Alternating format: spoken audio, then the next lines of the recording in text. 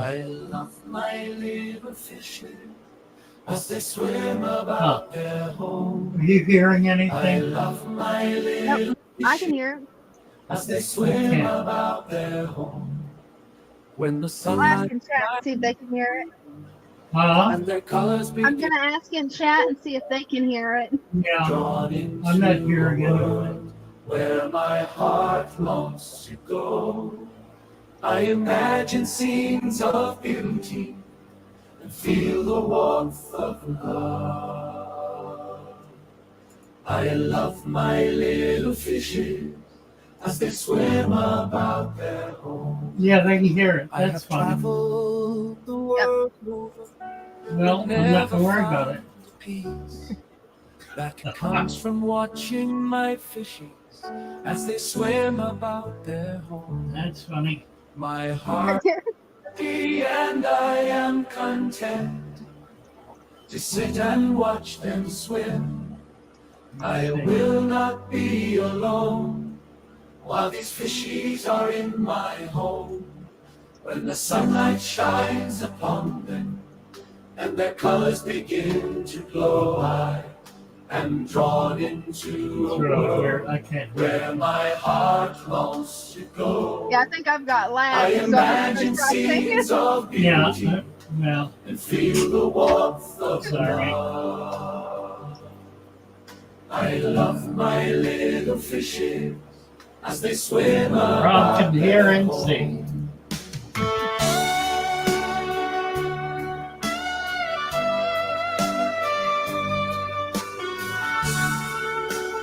Normally I'd be singing along. Oh, I know. I don't have. I don't have Normally I would too, but I could tell that I think there's lag. What's funny is I'm hearing you.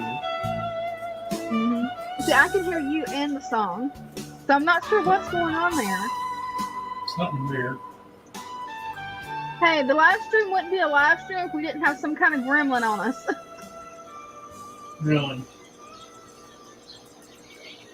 Well, there we are. Hey guys, I lost the sense of the opening. I not heard it. Oh well. Hopefully they'll be settled and planted. We're working on it. It's a daily process. We're going to do a soft opening around the 1st, probably Labor Day, the 2nd, and then shoot for my birthday, which is September 14th, as an official opening. So we'll have about 2 weeks. But we're going to start getting flyers out. Oh my. All right. Let's see. Augustin Bonaveri from Buenos Aires, Argentina. I'm going to make you a moderator.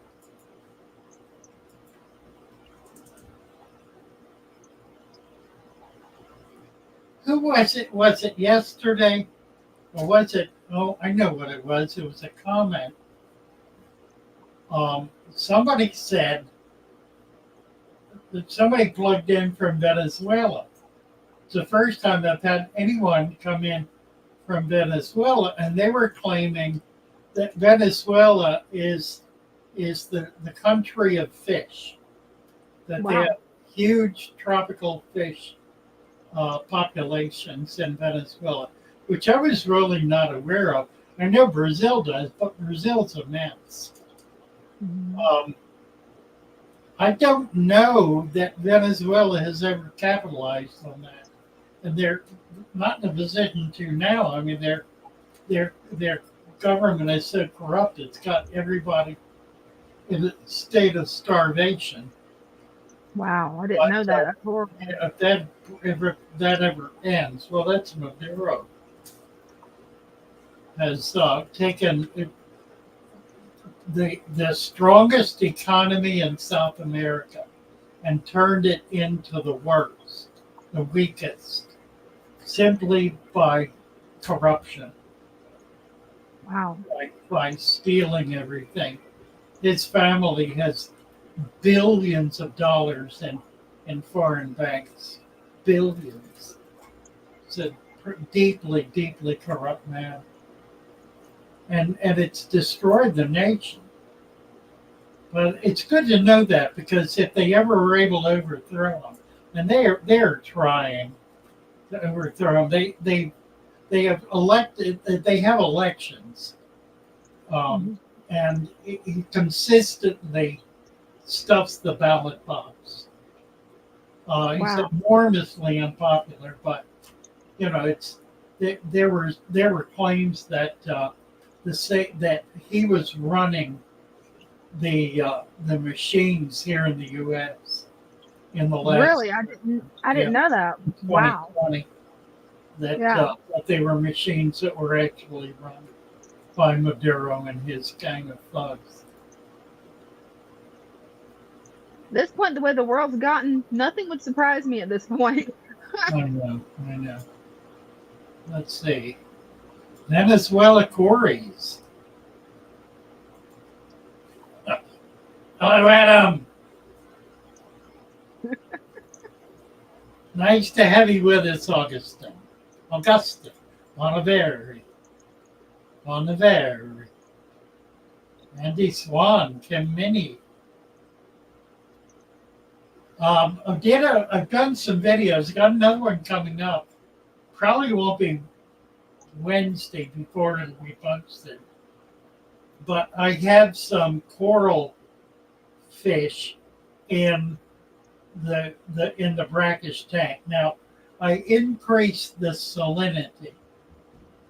I brought it up to the minimum saltwater level of about 0.19, I guess. Minimum is 20. Average is 25. So it's right at the bottom of that. I put 3 pajama cardinals, 2 mandarin gobies, and 2 what are they called? They're real pretty golden red one from the Caribbean. I'll think of it. Anyway, I've lost one of the pajama cardinals, and it was clam fin when I put it in, and I lost one of the mandarins. They both came in looking really starved. The other one's doing well. So of the 3, 4, 5, 6 fish I put in there on Friday, I've lost 2. And the others are looking fine. They're not showing any weakness at all. That's good. So I'm hopeful that's going to work out. That'll allow me to do mixed populations. With a lower salinity, I can keep all the brackish and be able to add some salt. It'll be primarily Caribbean. Now, the mandarin is not Caribbean. Pajamas probably are not either. But I will be able to do butterflies in it because they're Caribbean. And there's some other fish like hawkfish I'll be able to include. So we'll see how it all goes. But I'm not going to be a purist about it. Not because it's not interesting, it absolutely is. But I think most hobbyists, when they get a tank like this set up, there are certain things they really want to have in it. One of which is a pair of clowns. Now, I ordered some. They did not come in. So I've got to order them again. And I'm probably going to do a combined order with super cichlids and get a bigger order of clowns in. They're going to be doing salt. They're going through a major change in their shop. They're changing the name and completely changing the character of the shop. It'll be very, very different than it is. So it'll be exciting to see how all that works. Well. Sun and Moon say Colombia and Peru have a lot of fish. Yes, they certainly do. Talking about Watley's discus from Peru. Let's see, let me get him a moderator. Got Sun and Moon a moderator, and Jones 6. LED lights are growing. Yeah, I don't do halogen. It's expensive. It's super hot. The power bill is astounding, and the LED lights are every bit as powerful. You can get LED lights now that'll blind you. Yeah, you can. Every bit as powerful as a halogen, and the use cost is so much lower. It doesn't make sense not to use it. There's another benefit to it. It's a little understood one. The light beam from the diode, the LED diode, is not refracted. It does not cone out. It's a straight beam, like a laser. Now, they're made usually with a little bit of a convex cone, a can, that they're put in, which reflects light and gives it a bit of a cone. But you can have it 5 feet above your tank, and that light will hit the bottom of your tank. It's that direct a beam. So the LED is far more effective at getting light to the tank than incandescent or fluorescent, for that matter. It's really and a lot cheaper. Yeah, and you can get it with a total range of light, and they're cheap. I don't spend more than $25-$30 on light. I just Yeah, that's why I love them.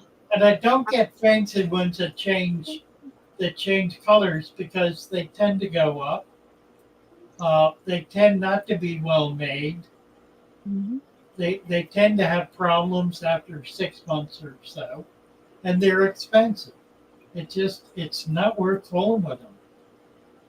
You can get, if you really want red, you can get a red light, or blue. You can get a blue light, one that's just all red, and then mix and match them. There's nothing wrong with that.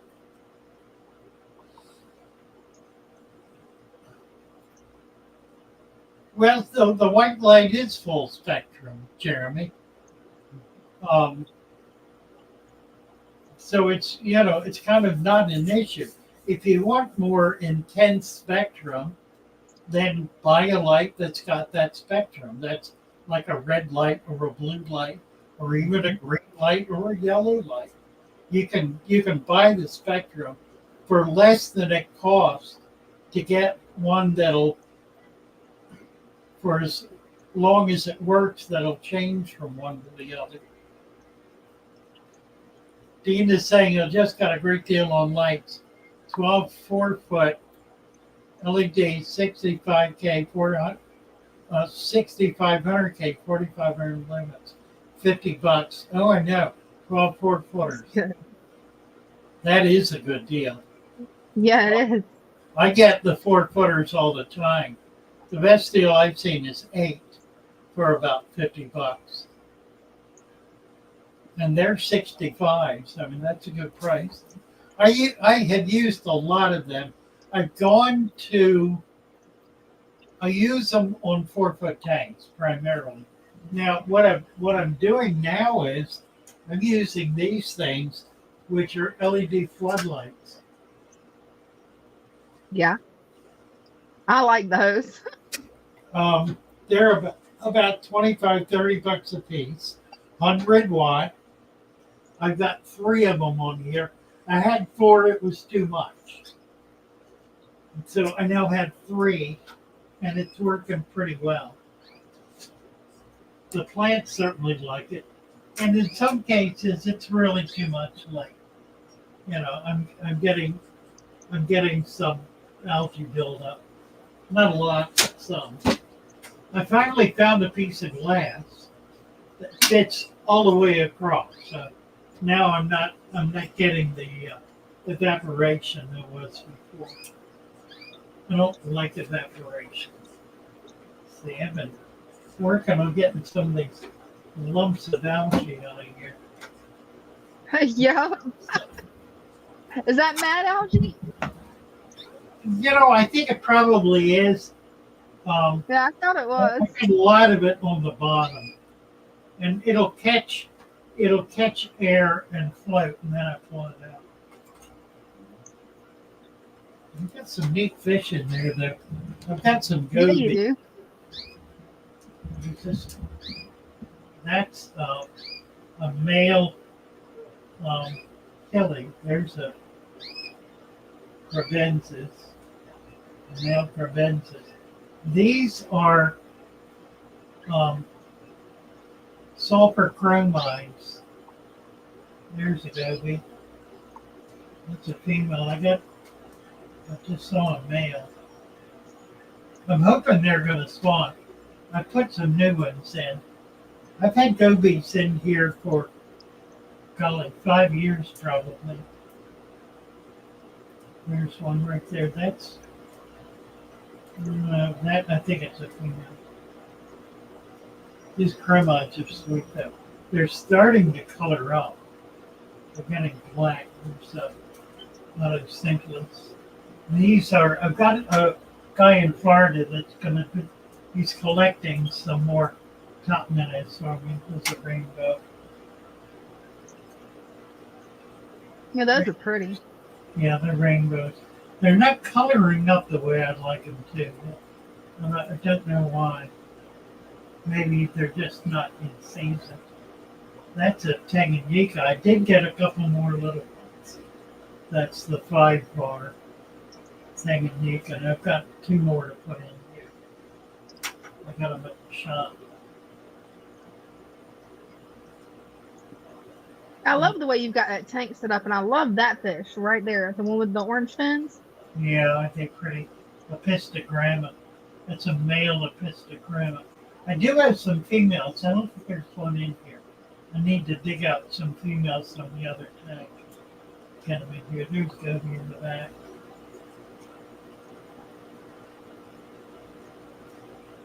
There are 5 or 6 gobies in here, and I got more at the shop. I'm gonna probably bring some over and put more in. I keep hoping these cribbies are going to spawn. There's the female. Oh, she's pretty. They are. The crevensis and the rams, the females have red bellies. I just ordered, oh, this is kind of funny.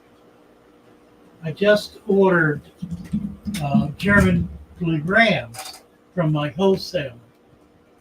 Now it's all excited to get them because I want to pair them up. I bought 6. I figured I'd get 2 or 3 pair of them. Put them in the tank, looked, every one of them is female. All 6 are female. And I knew instantly that the person who caught them did not know how to sex them. Not only that, they did not know how to catch them. German blue rams are peculiar.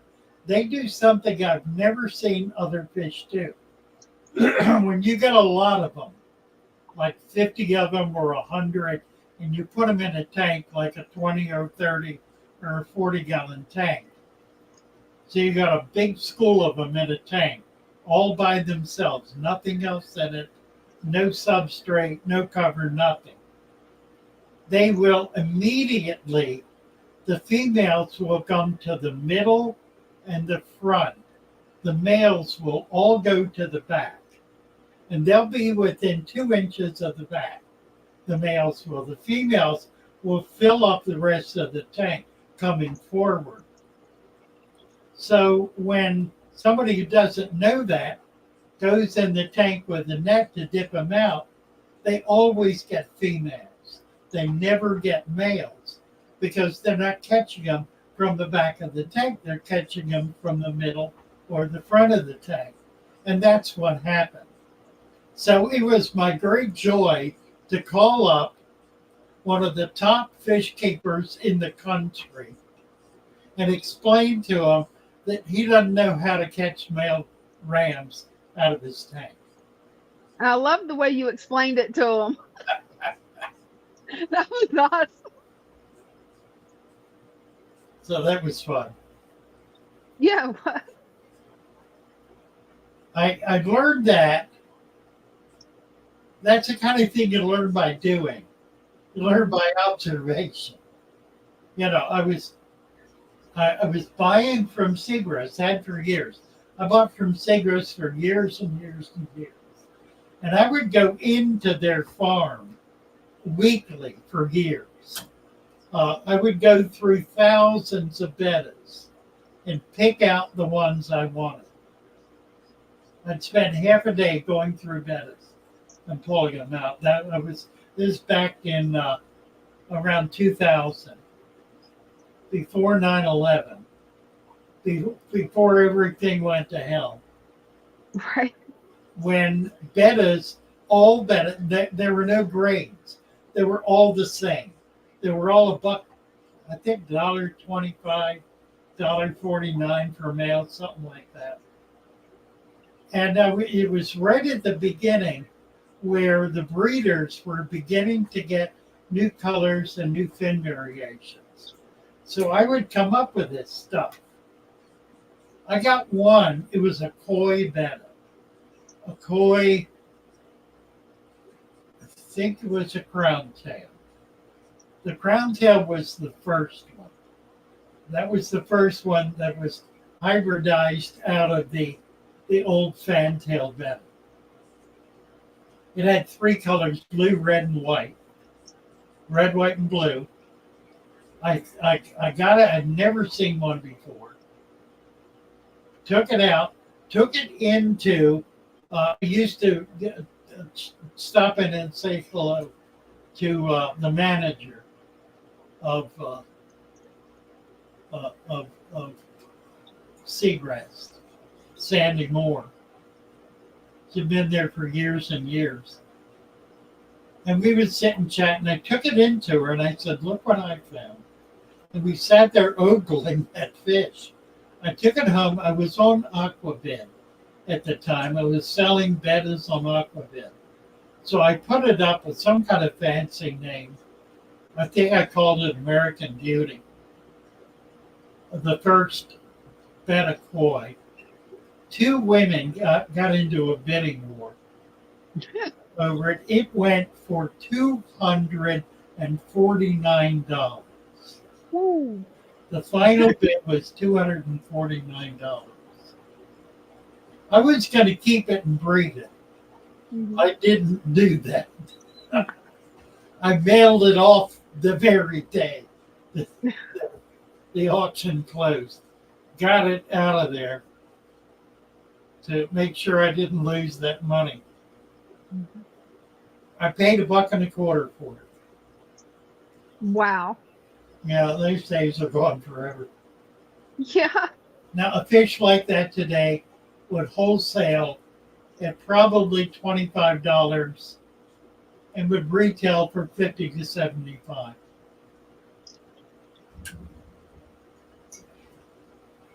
Yeah. Bettas have really went up in price.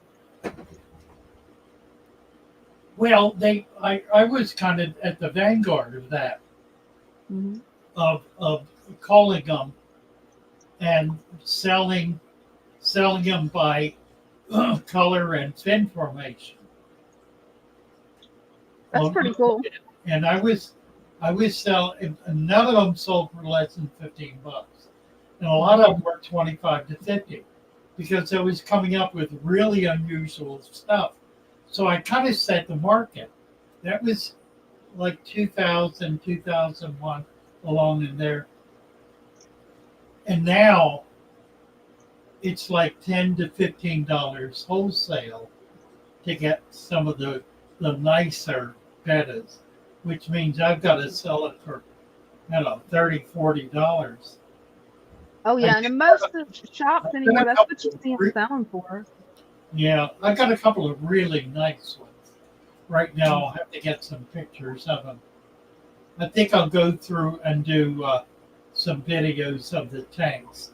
I can sell bettas, I can market bettas, and I can market shrimp. I don't know what else I can do right now. That'll be easy to ship. Snails we're already doing, but I'm gonna have to do overnight shipping. So it's gonna be $50, and I've been splitting that with people. If I do a $50 minimum, and it's going to California, and I put up $25, it's nearly $60 to ship it. So I lose $35 on the $15 on a $50 shipment. My cost is 15 or better, so I wind up losing money on that sale. I get enough sales to offset that a little bit. So I don't know. I don't want to charge $50 for shipping. I think it'll frankly kill the business. I don't mind the 25, but I got to be able to make it up somewhere. So, and I don't want to do a $100 minimum fish bid, but I may have to, or 75 or something. I'd rather do 50. Mm-hmm. So we'll see. Your price thoughts on is crazy. that? I appreciate your thoughts on it. Yeah, you may have to set a cap. They have to order X amount of fish to be able to ship. Well, I'm going to have a $50 minimum Yeah. for fish. But even at that, if it's going to California, I can't afford to ship it. I actually shipped last Thursday, this past Thursday. I shipped an order of plants to a woman in California. It was overnight, which they guaranteed 2 days. That means it would have gotten there Saturday. They did not deliver it Saturday, and they do not deliver on Sunday. So it'll get there on Monday. Thursday to Monday, $55 I paid for 4-day delivery. And the post office won't make it good. That's insane. I know. And Tony Bayou Mama, she actually has something for you. Some sites get $90 to $100 purchase limit for overnight, plus still pay some shipping to get the some of the plants overnight or some of the fish overnight. So maybe set a $90 to $100 limit. Yeah, I'm probably going to have to do that. I don't know. Probably. There are some other people I can talk to. I need to talk to Pepperland Creek and see what they do, because they're shipping overnight. And Tony Bayou Mama has another question. Has a question for you. What plants would you recommend in a bog filter for a 4 to 5 inch deep pocket in a waterfall? It's for a pond. She showed me earlier that it's gonna look amazing. Yeah, I saw some pictures of it. I think what you ought to do, I've got a few here I can send you. I think I ought to do bog plants in it. I normally do not carry them this time of year. We're kind of at the tail end of it. But I can get you some. That would be like bluebell, some of the lilies, the plants that grow up and out of the water, papyrus. That would be the best thing to do in that kind of a configuration. It'll be a lot showier. It'll work really effectively. and they'll grow wonderfully well. I The do have pirates some. don't I really anything. sent you what I got. I've got 3 or 4 right now that are doing pretty well.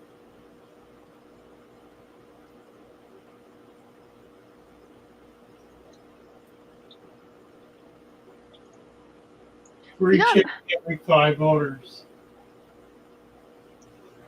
Free shipping every. I've got a lot of people to do who've had multiple orders. I got a bunch of people who, the re-up rate, the return rate on orders is about 50%. So about 50% of the people who are buying every week are return customers. And I've made a real serious effort to make sure everybody is absolutely satisfied with what they get. If the plants come in and they're in rough shape, I'll replace them. All I ask is if it's delayed by the post office, that you help me with the shipping, which is only $10, or pay the $25 for overnight if it's a big order. Recently bought 2 female dwarf crummies. I'd love to get them. Paid $30 for overnight delivery. And that probably was cost. $30 would be, for me, it would be like east of the Mississippi to Florida or north to Maine. The eastern half of the country. Beyond that, it's $50 to $60. Texas and California are like $55.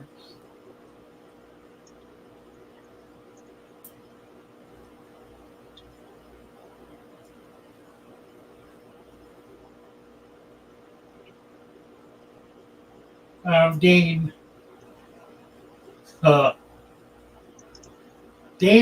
Dean walked away from the tank as it was filling, is what that story is. And he's blaming it on the dog. Hopefully it's not my Dean. What's he doing to my fish tank if it is? That's funny. Yank the hose out of its holder. You're the holder. Dean, you mean to jerk it out of your hand? Is that what you mean? Somehow I don't think so. Adam said the dog is hiring a lawyer. Yeah, really. Dog needs a lawyer. I just don't kick the dog. Don't kick the dog. It's not the dog's fault. Right? Not the dog's fault. Although he probably understood what he did. And he probably did it deliberately. Dogs are not dumb animals. Right. They understand language after all. Yeah, they do. They do. And if they could talk, they would. Oh, that would be funny. And they do try. Oh, mine definitely does. He honestly, it kind of shocked me. He went, no. We was barking. I asked him, do you want me to go outside? He went, no. And then he runs over there and he's pointing to his food bowl. He wasn't wanting the dry food. He's wanting me to feed him the wet food. Cats will do that too. Oh yeah, that'd be funny. My mom's cat, it would almost sound like it was Mama, because she'd be hunting for my mom, and it'd be like, I'm like, okay, I know the cat's not saying Mama. What on earth? Probably is. Yeah, they got a pretty good grasp of language. Well, they're an animal that depends on sensory input, and they're living with people who are using language. Mm-hmm. They can't use it particularly well, but they sure learn to understand it. Oh, they do. And in addition to that, they're intuitive enough that they can kind of put those skills together and figure things out.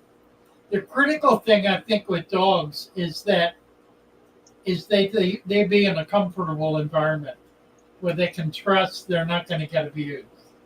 Yeah, Because absolutely. dogs are easy to abuse, Yeah, they are. and they don't handle it well. Mm-mm, they don't.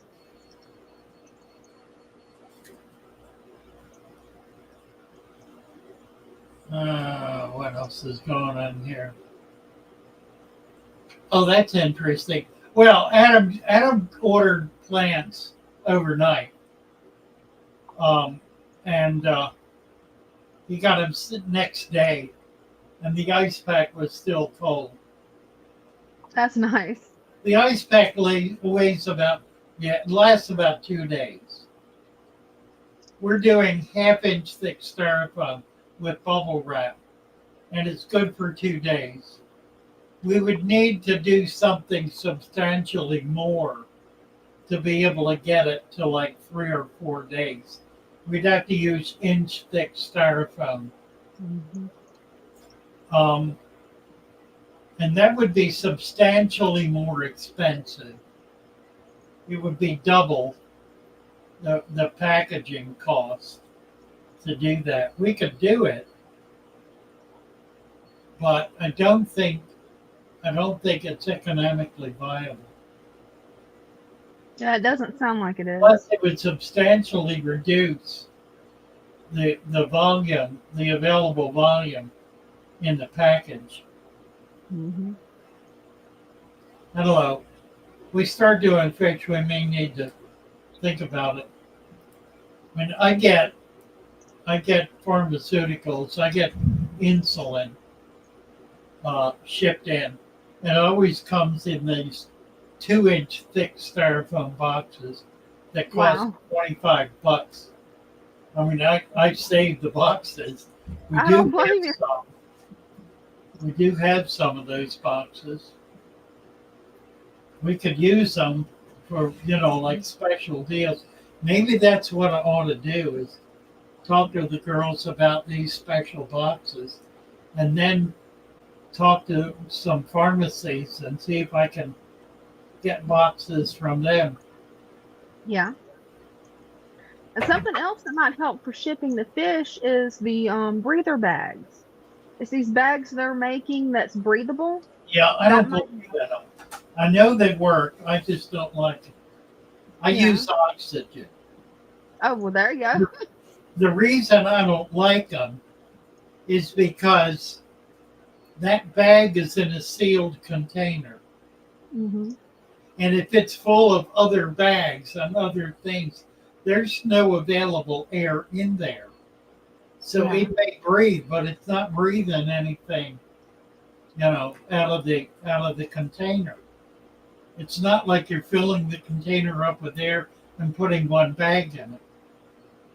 Yeah. Whereas I can fill a bag 1/3 with water and 2/3 with oxygen, and a fish that's an inch long to 2 inches long in a bag that has a cup of water and 2 cups of air will leave in that bag for a month. There'll be enough That's awesome. oxygen in there for it to survive a month. So it's not going to run out of oxygen within a week of it being shipped. The problem is temperature. Yeah. Um, and in the dead of winter and the height of summer, it's just too hard to control that temperature. Now, heat does better than cold. You can Hmm. control heat better than you can control cold. And I think it's because the heat packs heat to a higher degree and they hold the temperature better. They hold heat better than ice does. Ice just melts. These heat Hmm. packs are actually a chemical process. So it's a more active kind of heat. It's not passive heat the way ice is.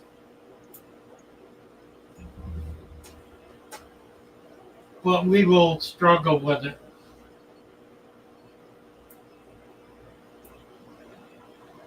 Yeah, stripping during the winter and the summer. That's going to be interesting. Erie's saying my cories are constantly stirring up the bottom. The solution for that, Erie, is to add another half inch to an inch of sand. The cories don't dig. They don't go down. They may go down a quarter of an inch. Maybe even 3/8 of an inch. They don't go a half an inch into the sand. So what they're stirring up is material that is right at the surface. So if you add some sand to that, you're not going to have that material right at the surface, and they won't be able to stir it up. Yeah, I haven't had a problem with mine stirring it up. Well, that's funny. Shelley Klein says, my dogs used to look all over the house for Father Chris's birds. They're so used to your shows that they don't even pick up their heads anymore when the show starts. Yeah, they're getting real quiet. Ain't nobody talking tonight. I don't know why that music didn't play. That's odd. Because everything else is playing. And see, on our end, it played good. Didn't pull the plug on the speaker because the speaker's working. You know what?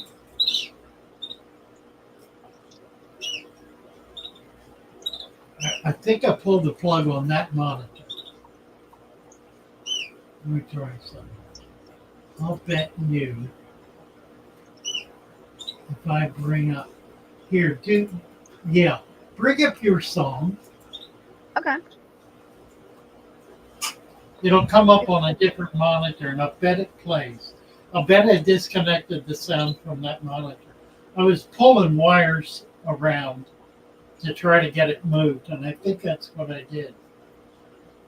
I did unplug it at one point, plugged it back in. I guarantee you that's what it is. I can hear it.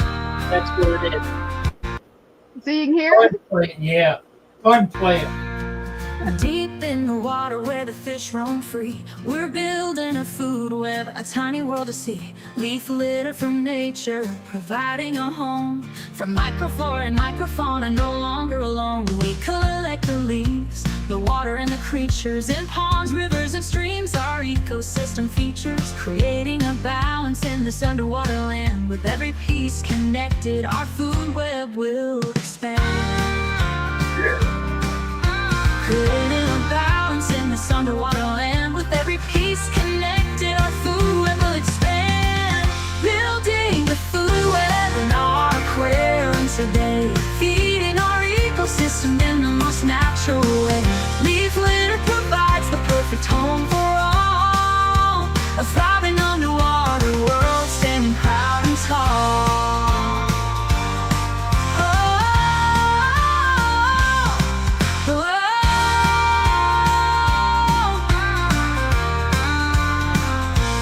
Microscopic life hiding and thriving beneath the surface of the water, a delicate motif. As we watch them flourish in a tiny space, we see the importance of maintaining a place. We care for our aquarium with love and dedication, knowing that every element plays a vital relation.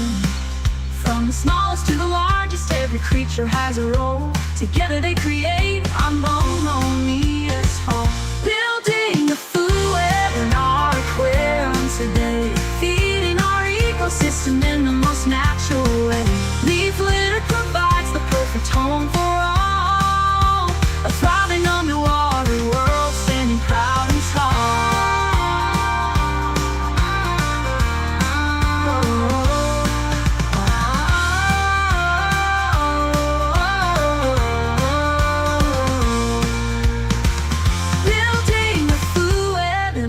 Aquarium today, feeding our ecosystem in the most natural way. Leaf litter provides the perfect home for all, a thriving underwater world standing proud and tall. Building a food web in our aquarium today, feeding our ecosystem in the most natural way. Leaf litter provides the perfect home for all, a thriving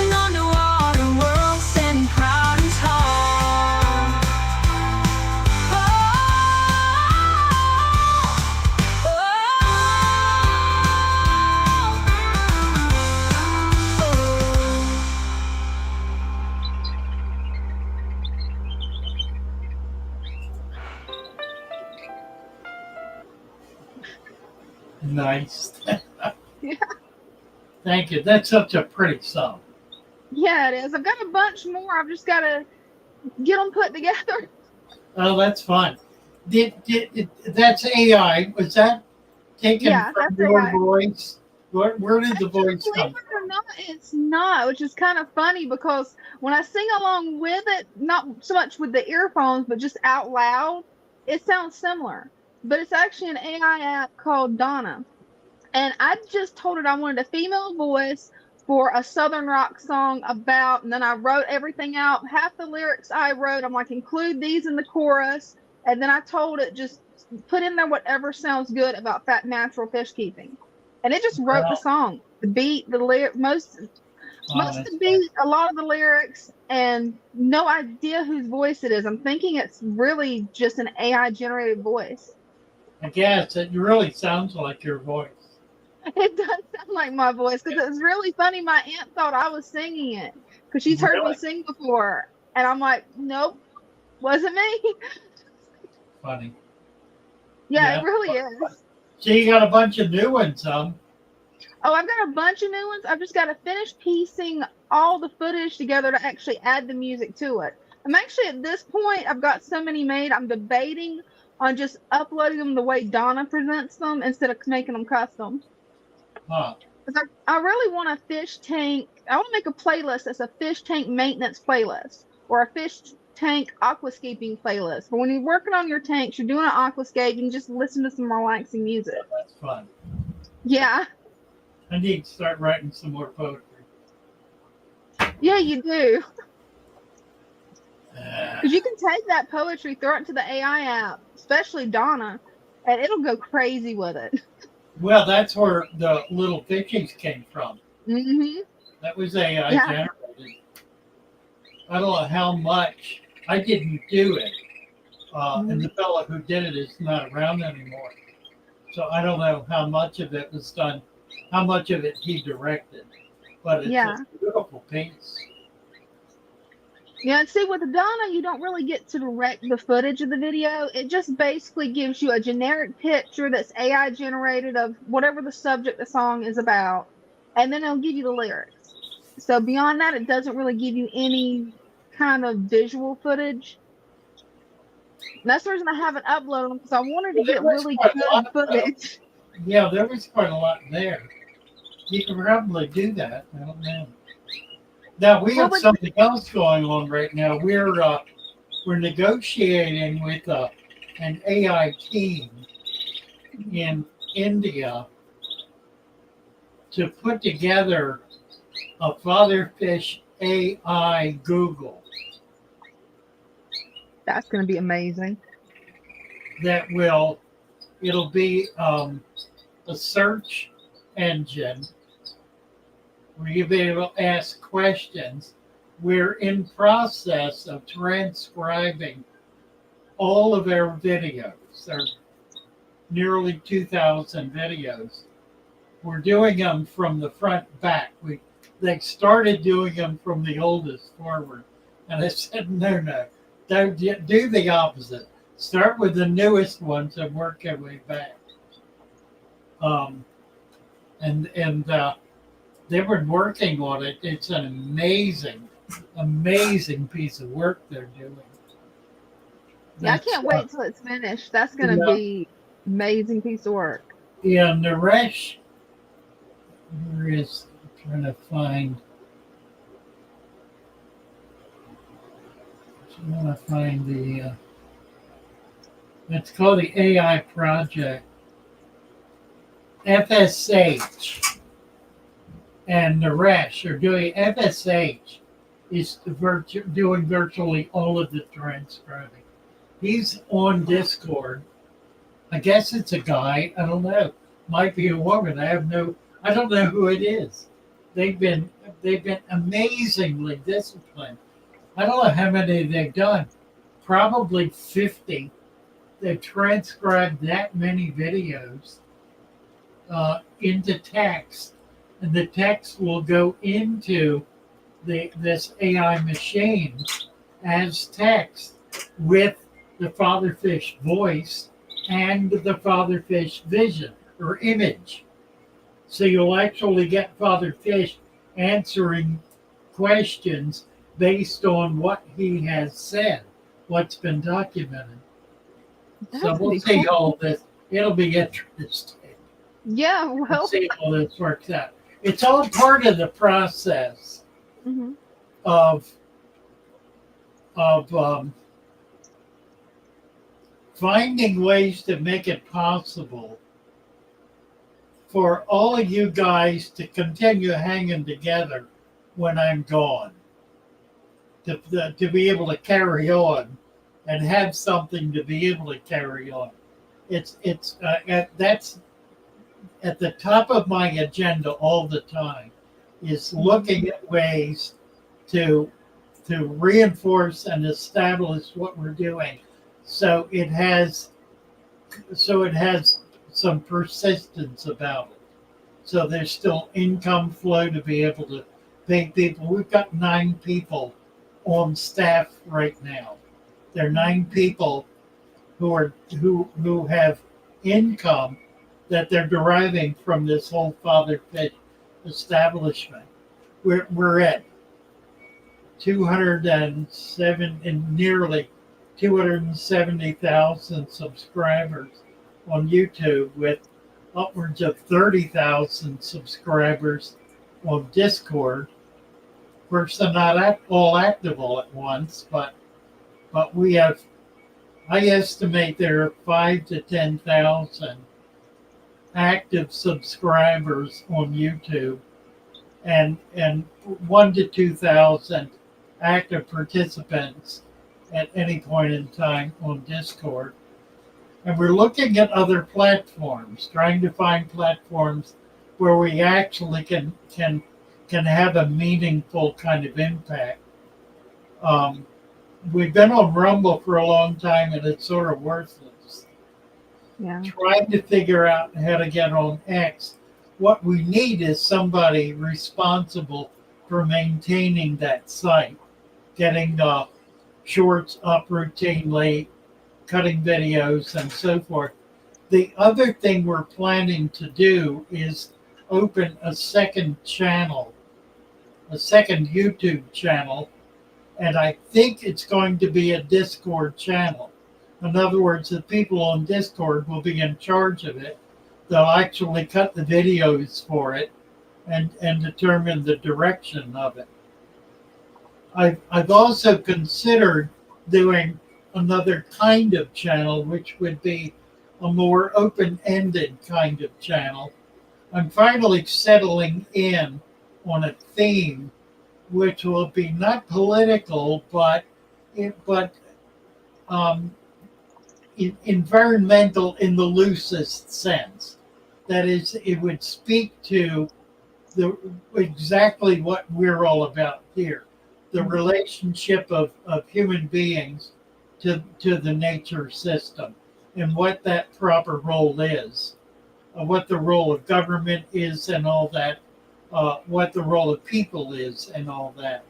And I clearly have got some ideas that are not consistent with a lot of the government intrusion that goes on today. Mm-hmm. And I'll put it as simply as this. When I was a child, my greatest joy, my absolute greatest single joy, was going into a creek and flipping over the rocks and looking at what was there. Mm-hmm. In the state of Maryland today, it is a felony for a child to go into a creek and turn over a rock. A felony. Parents can go to jail for letting their children do that. That Absolutely. is an obscenity. Yes, it is. Legal obscenity.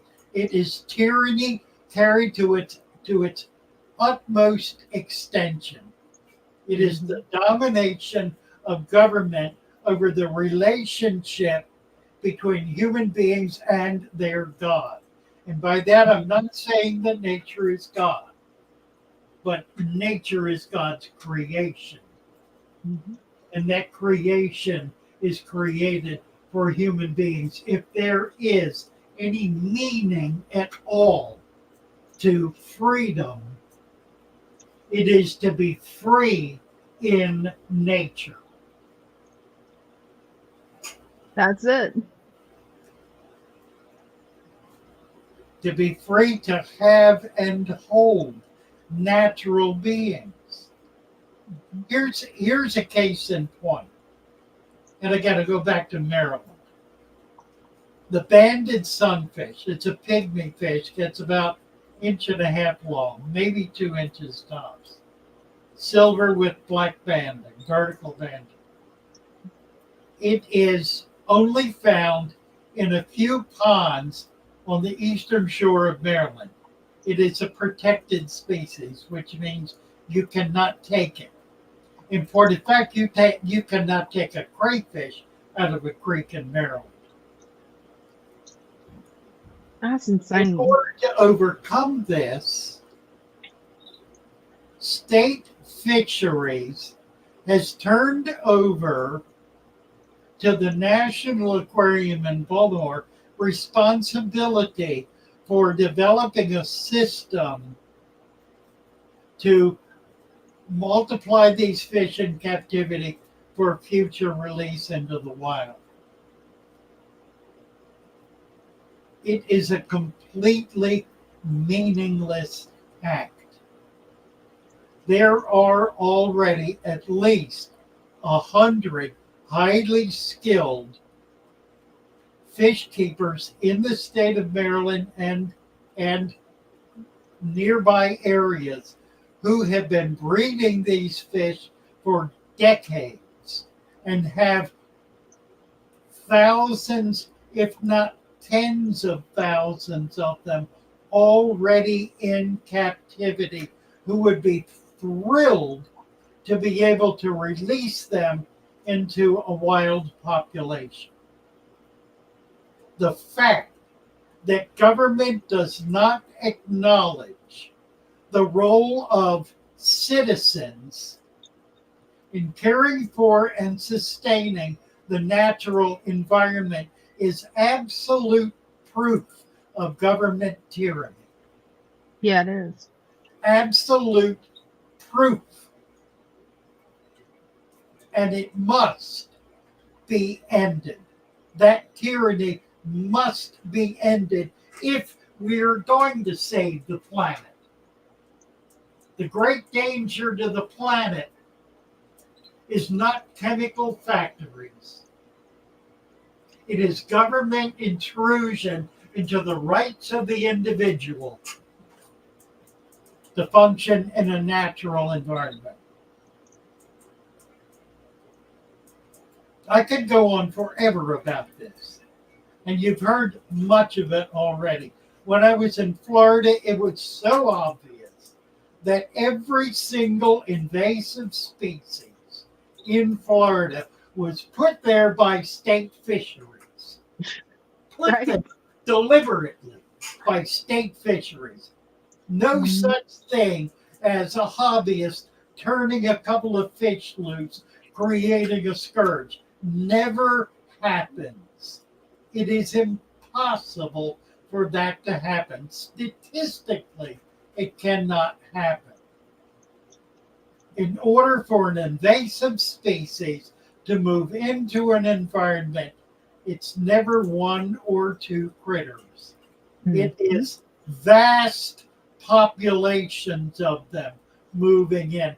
And the only way that can happen is with direct government pressure to make it happen. And that's what fisheries does. They do it everywhere. They brought in the cane toad, for God's sake. Right? Cane toad, the absolute scourge of Australia, brought it in to control God knows what. Beetles. And it has killed more animals, more livestock, and devastated more property than those beetles ever could. And it ain't just one little mistake. it happens again and again and again and again because they think they're smarter than the average bear. And the Yeah. reality is they're dumb. They're Right. dumb. They really are. They operate with their own little set of principles. And I know a lot of these guys. They're personal friends of mine. And they're operating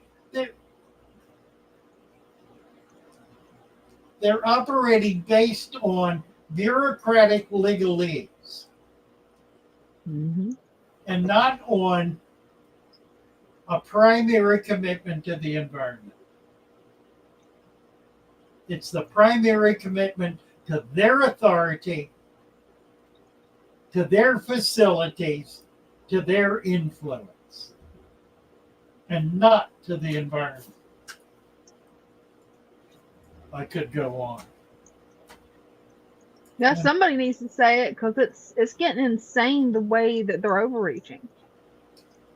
Well, I don't think anybody's really pulling all this together. There are a couple of channels and a couple of agencies that are working on it, but I don't think anybody's really trying to coordinate that material and put it together in a way that's really communicating effectively. And the difficulty is having influence on government to change that. And that's the grave difficulty because tyranny is never overcome by popular will. It never is. The tyrants never say, "Oh, I'm sorry, I made a mistake." They never do that. The tyrant will always double down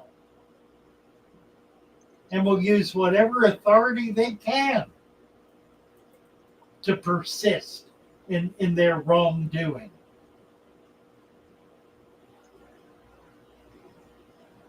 We need a better way. Yeah, we do. We really do need a better way. We need to control government. Right? Rather, Wouldn't that be nice? rather than be controlled by government. Yeah. And that's really the critical issue of our time. It really is. If we're to remain a nation of free people, we have to be in control of the government and not the government in control of us. Mm-hmm. And here's the kicker. The only way that can happen is if the people are of a godly nature. If the people are corrupt, the government is going to just run roughshod over them. Mm-hmm. It is the corruption of the people, ultimately, that allows for tyranny. Yeah, it is. So we need to clean up our act as citizens if we're going to have clean and decent and responsible government. It ain't them and us, it's us. So I just wanted to bring that back full circle. Hey, Bayou Mama says that she's on X, so maybe she can help with X a little bit. Do what?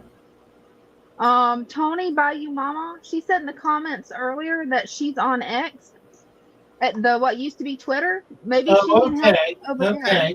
That's a good idea. I will. She's in Discord. I will talk to her about that. That's a really good idea. It's simply we do have a channel. I don't know anything about how to use it, but if she's on it and understands that, perhaps she can get that channel built. Yeah, that would be great because I downloaded X and I'm trying to figure it out, and it's a slow process with the X for me.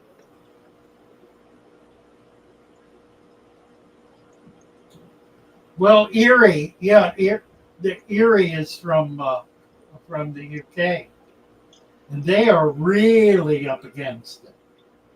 Really? Really up against it, to the point where the government has turned very strongly against its citizens in a very direct and Wow. visible and manifest way, which is what's causing the absolute revolution that's going on there right now.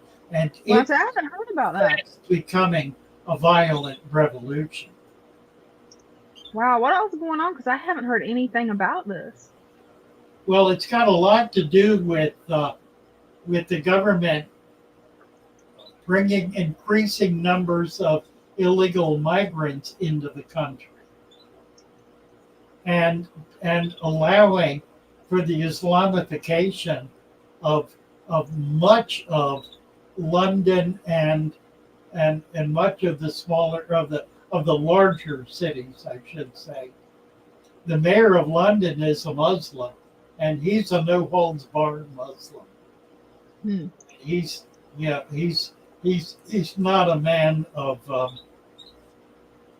he's not a man of the people. He's a man of his faith, and he is Islamifying the city, Wow. and it's causing the people of London, the traditional people of London, to become increasingly oppressed and increasingly rebellious. This whole notion that diversity is somehow a benefit to something. The only benefit it is to increasing the chaos in society to allow government to increase its authority. Government loves it because it reduces the authority of the people, creates chaos among the people, reduces the centrality of a common people, a people of one mind, breaks that down utterly. That's historically, traditionally, that's what nations have been. They've been cultural and ethnic enclaves. That's what a nation was. We're in the unique position of having created an enclave of an American people. But that's breaking down as so many people are glutting into the country who are not here to become Americans. They are here to get what they can, and they're getting it. And there's no sense in which they are participating in the great American experiment. In point of fact, they're here as criminals because they have broken the very laws that are foundational to how you even get into this country as someone from another country. They've violated the primary law. They are criminals ipso facto by virtue of being here. They are criminals, and many of them are multiple criminals. Many, not all certainly, but many. I mean, just look at it. 90% of them are young men between 18 and 35. 90% of the people coming across the border are 18 to 35. If that were happening in any other age, it would be considered a military incursion. And it is. It's only it's worse than that because it's all tied up with gangs and with criminal acts, with the importation of drugs, with sex slavery, with all kinds of evil and corruption that's flowing right along with it. It's all coming in. 50,000 children died last year from fentanyl, a drug manufactured in China, shipped to Mexico to be brought into the United States for the purpose of killing children. That's insane. That's And what nobody's holding it's China responsible at all. it's chemical warfare. Yeah, that's what it sounds like. It is. That's that's precisely why China is manufacturing it. It's not loose in China. Fentanyl's not all over China. It's a weapon, and it's being used as a weapon. It's being brought in by criminal organizations into the country and distributed. 50,000 children in 1 year dead from fentanyl, and that number is going up. Wow. I see that's what the news stations should be reporting on. That's right. That's That's exactly what right. they should be reporting on because That's that's the exactly first right. I've heard of it. That's what Kennedy was saying yesterday, over the weekend. He made it very clear. The media has completely failed in its fundamental responsibility. Its fundamental responsibility is to call out people in power. Mm-hmm. And instead, they're doing the precise opposite. They're carrying water for the corruption of those in power. They have become the problem. They could have prevented this from happening. They didn't. They did not. They didn't cause it, but they didn't stop it either. Yeah, that's insanity. I swear it's like we're living in a clown world sometimes.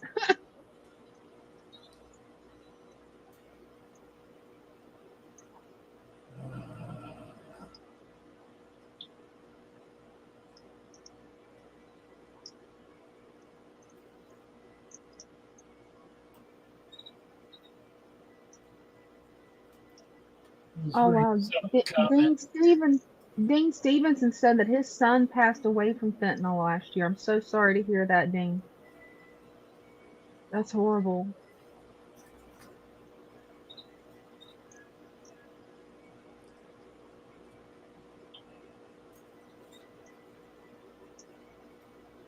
And Tony's right. Bayou Mama, she says good is bad and bad is good. That's any more what the world's become. It's Yeah. like it's flipped on its head. Right.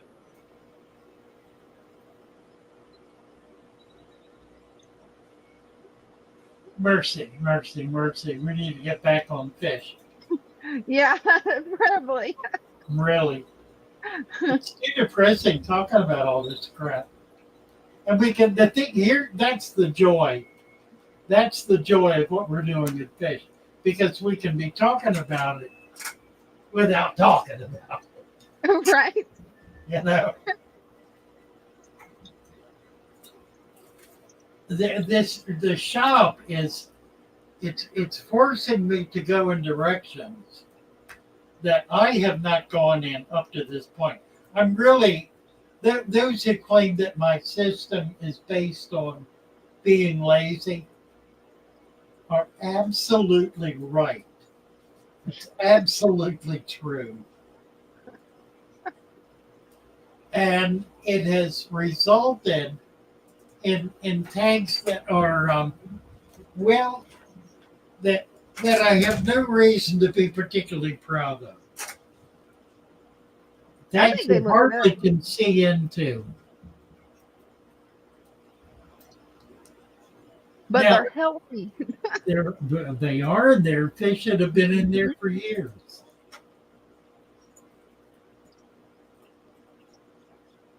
I like what House of Pisces just commented. FF for president. But I don't want to do that. My God.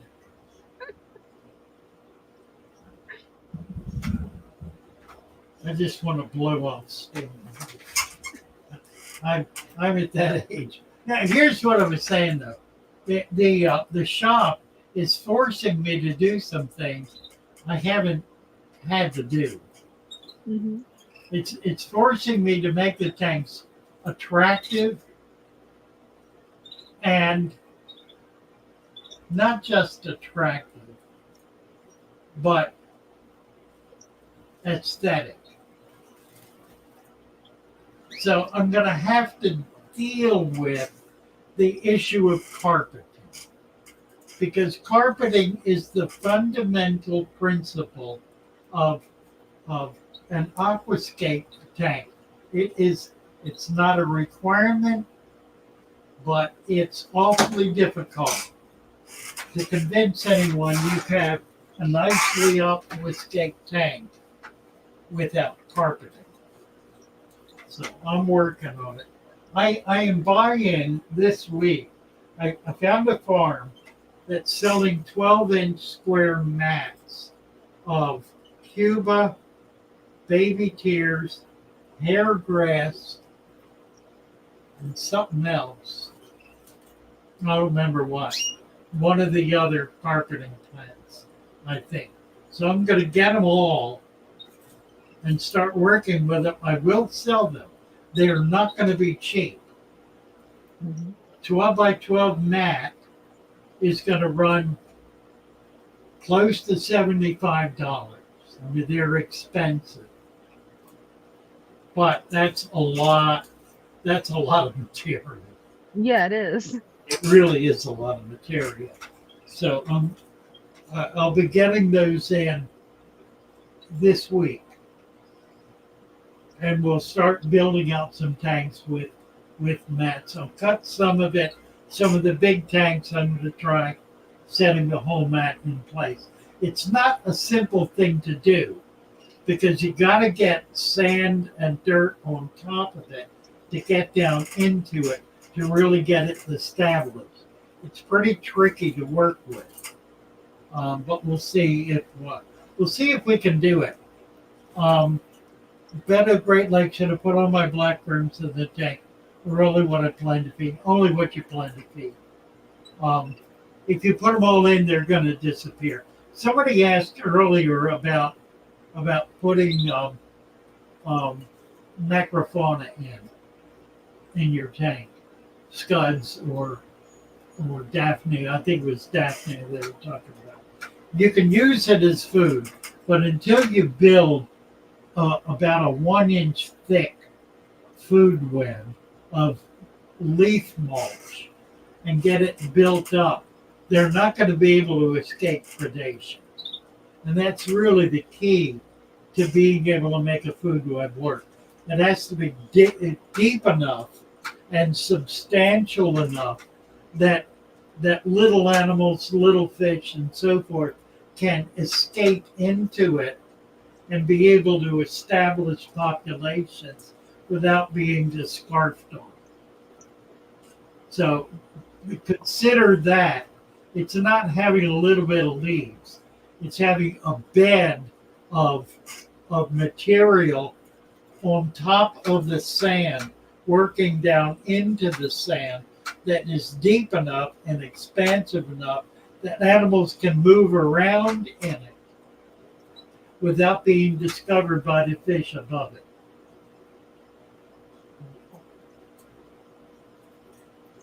I don't know how many of you remember EJ. EJ, I haven't talked to her in a year or more than a year. She just kind of dropped out. But she had discovered basically intuitively how to do this. She was doing it out of her own head. It had just kind of come full bore to her that she needed to have tanks with culture in them, with scuds and shrimp and green water. That green water was the food for all of those things. She had to build up food web in her tanks for the fish and for these animals, and she did it. And she had fish. She had scarlet batis spawning in a community tank with babies, living Wow. in that mulch, in that food web. It was absolutely amazing. Completely blew my mind. She did this from scratch in about 3 months. An absolute savant. I mean, it just Wow. came to her. It came to her whole cloth. It was like bang, and it was there. She did it from nothing in 3 months. Built what amounted to a lifetime experience. She probably on to saving the world from hunger by now. Right? Amazing woman. I just got a tag saying, Dina, please check Discord messages. Okay, I can do that. Let me get some tea while you're doing that. I'll be right back. Um, Oh, oh, it's Greater K. Thank you. Yeah. I can send this to Father Fish. Yeah. Okay, let's see what we got in the chats while Father Fish is getting him a drink. Let's see here.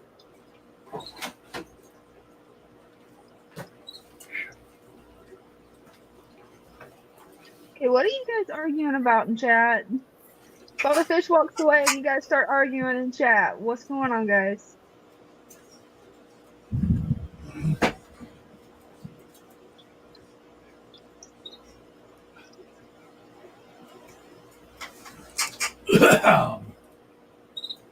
I'm trying to figure out what they're arguing about. I'm not 100% sure yet.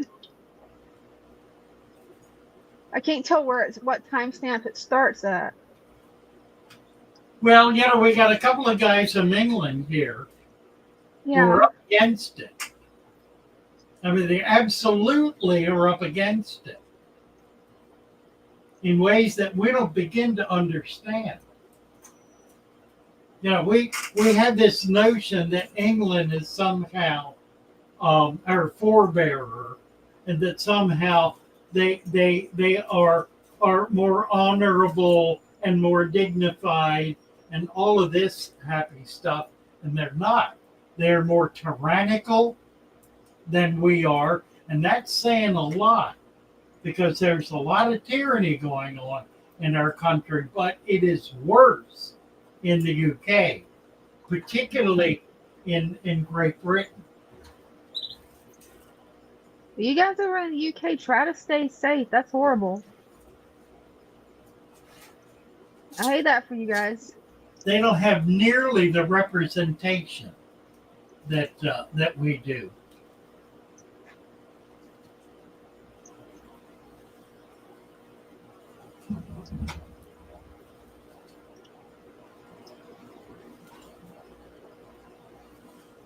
Erie is Irish. England and Ireland are very generous, kind people, but their kindness has been taken advantage of. I dare say. I dare say.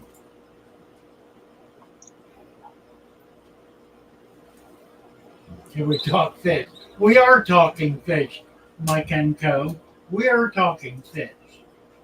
You can't separate the world from the fish. You know, as much as we may want to, learning how to care for fish is a matter of learning how to live in the world. And I give you that tank I'm building, the Chesapeake Bay tank. There are a myriad of laws and policies and regulations that affect what I'm doing in that tank. And I'm trying to get the government to give me some sense of direction about what they're going to allow me to do without shutting me down. Yeah.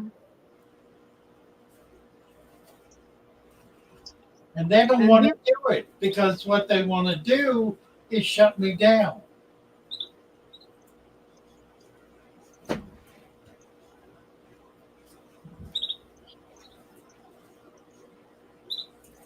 Yeah, it's insane the way they're trying to just regulate everything. Because it's like I'm wanting to try to sell some of my guppies.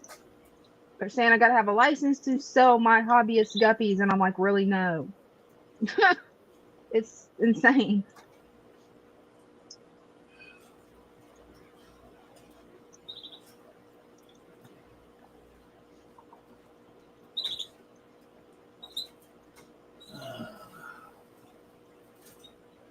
Yeah, Cornwall says we're at a crossroads where we're not allowed to voice our concerns.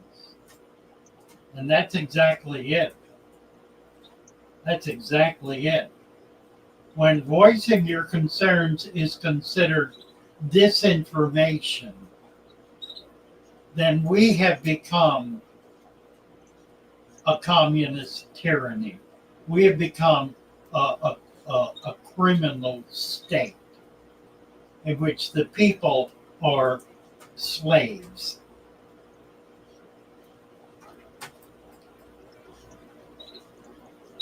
See, that's pretty bad. Things are getting wild. Stephen Clark. Thank you, Stephen. From a physiological standpoint, would you agree that a tetrad would die soon after if kept alone without other tetras in the tank?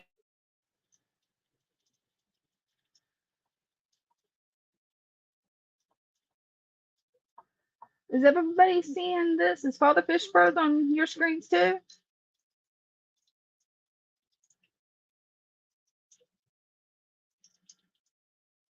Not sure if it's just my connection, because you can ask Tony earlier. I was having a horrible connection and kept cutting out and cutting in when we was on Discord. Okay, thank you, Tony. Hey, he should be back soon, you guys. I wish I knew the answer to this on the Tetra, but still kind of new to keeping Tetras. I'm surprised it's not on my end. And yes, Guppy Yen, it is. It really is madness. And I don't know. I'm just gonna have to look into the laws more, research the laws, because I want to do it the right way. I don't want to get in trouble, but it's insane. You want to sell a few fish, and unless you sell them to your local fish store, I just want to sell them on eBay. But I'm gonna try my local fish store again. Let's see what we got in the comments. Tony says she has unusual luck with Tetris. Hey, that's good. Let's see here. Yes, Spinster sister, Father Fish is frozen and should be back soon. And yeah, Tony, that's what the fish store probably will want, is one of them for free, probably. Yeah, I don't think the police shut us down. We haven't done anything illegal that I know of, other than venting about policies.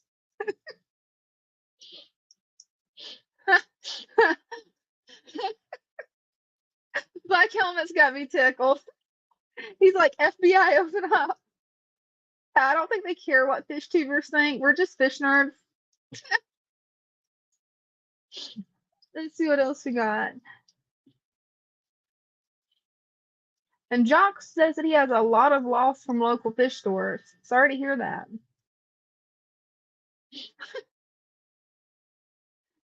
Harry, you always get me tickled, man. Yes, Adam. Fish nerds unite. I like that. That's what we all need to do, is unite.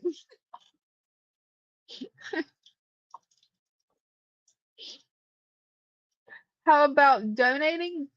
Don't know what you mean there, Jeremy. Sorry. Let's see. Good night, Harry. I like that. Straight out of Cornwall. One fish, one family. And yeah, House of Pisces, it's possible that the plug did fall out. He rewired a lot of his stuff, and he's like me with it. It's just gonna get glitchy after that. Spencer's sister asks, "What state do you live in?" Florida, and it's got some really unusual laws. So, and they keep changing constantly. It's like there's a friend of mine in another state. Y'all seen him on here, NC.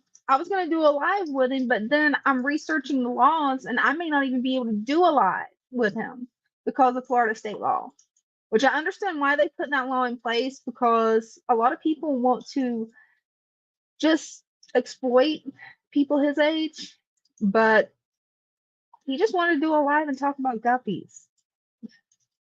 So I don't see where that would be any harm, but looks like I'm not going to be able to because of Florida law. I'm still researching it, trying to figure it out, but researching Florida law is like pulling teeth. Actually, pulling teeth's easier. Let's see. What do we got in the chat? House of Pisces, any breeding projects? Not on fish yet. I'm getting close to it, but I am doing a breeding project with ramshorn snails because I want some of the bright pink ones. And I can't find them in my area. Oh, I could try to show you the turtle. Let's see. Is it going through? It's going through this camera. Let's see if I can show you a turtle. It's kind of dark. Let me see if I can turn this on. I need to add a little bit more water. We might see a turtle. Or are they hiding? There's a turtle. That part is, this webcam is not that good. I've got to get a different one. If any of you guys know a really good webcam, please send it to me on Discord and I'll see what I can do. I've been researching them and I just want one that'll really work that has a long cord, because this one's my husband's. It has a little bit longer cord, but that's blurry, isn't it? On my screen, it's blurry. I'm not sure if it's because of buffering. Is that blurry to you guys? Because right there is the little nugget, but I don't know if you can see him. Probably not. Let's get it back over here. See if I can get this back. There we go. Yeah, that's what I'm thinking, is it's not very sharp. Oh, let's see if I can get this adjusted back. That'll work. Where's Squirtle? Squirtle's in there somewhere. Yep, the one that you saw was probably the female war turtle. And yeah, I had to name them after Pokemon. I was talking to one of my friends and my husband. My friend Caitlin's like, oh, Squirtle and World Turtle, you got to do it. And actually, Bayou Mama, I have not tried that. I have not tried using my cell phone. That might work. If there's a way I could mount it with my tripod, that would have a way better picture. And yeah, sorry about that, Great Lakes. Yeah, it is kind of blurry. The webcam I'm using is just meant for like conference meetings. It's not really meant for like taking really good quality photos. But I may next time, well, I might try it out Wednesday and see if I can get this halfway right. Is it gonna work? Probably not. Let's get it back over here. Yeah, it took me like 30 minutes to get this thing where it's actually adjusted. So now I've got to fight with it a little bit. And that'll work good enough for right now. But yeah, the turtles have been a lot of fun. It really surprised me how much personality those little guys have. I mean, I was kind of surprised at it. And yeah, House of Pisces, turtle power. They're really a lot of fun to keep. I'm actually working on feeding them live foods. They love small tadpoles. So I was doing some research on what's the most natural, healthiest food you can do to help encourage their shell growth. And tadpoles, bladder snails, and of course the pellets that they came with, because that one company said they're really healthy for them. I think we got Father Fish. He's back. My internet went out. Oh no. Yeah. Oh. Hold on, straight out of Cornwall. There is illegal to have a turtle where you're at? I'm so sorry, man. I will send you turtle videos where you can still feel like you got a turtle. Never thought of it being illegal somewhere to have a little turtle.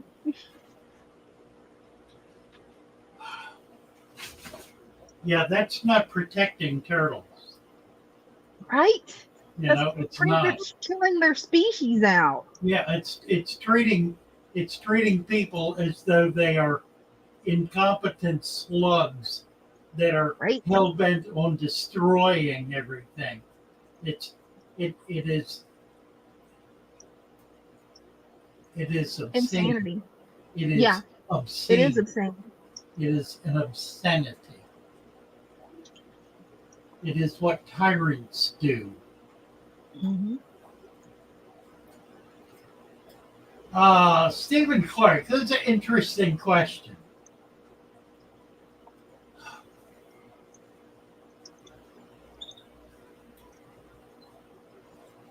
I think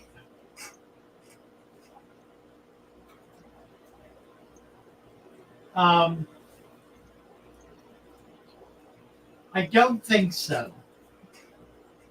It's not my experience. My experience is that people have been able to keep single species of fish alive in a tank for years in conditions of utter isolation.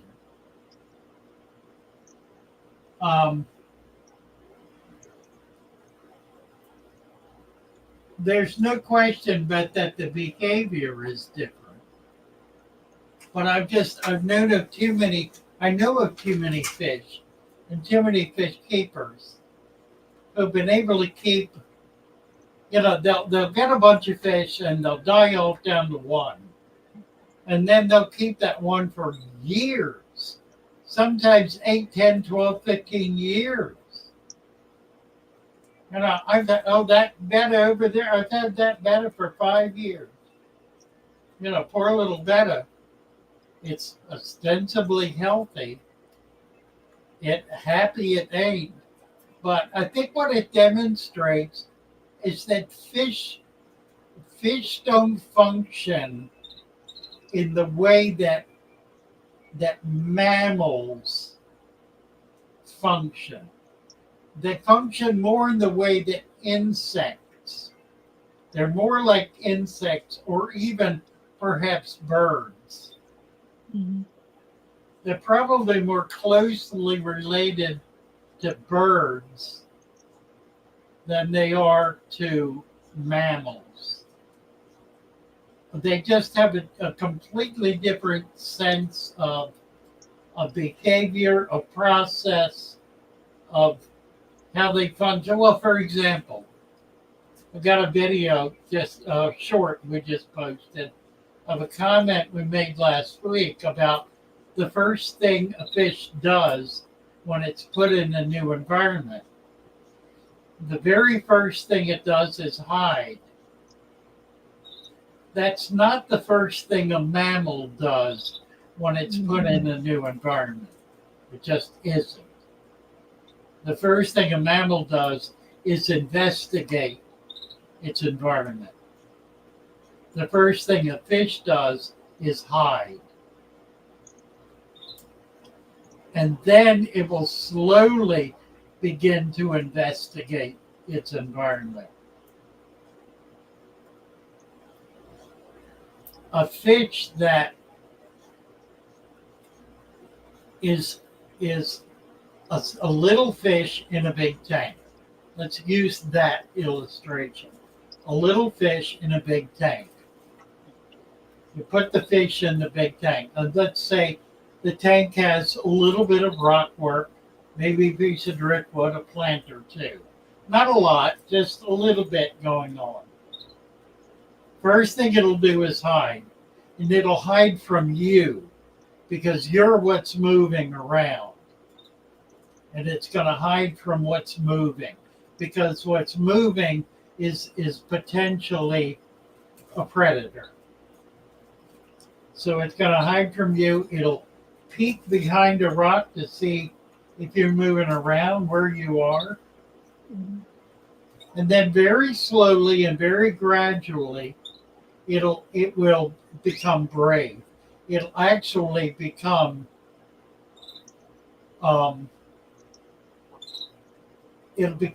less fearful of its immediate surroundings. It'll develop comfort level in its immediate surroundings. Any movement and it'll dart back. But eventually it'll be out moving around. And nothing will be attacking it. So it'll be comfortable doing that. And then its behavior will change. It'll begin moving from one side of its environment to the other.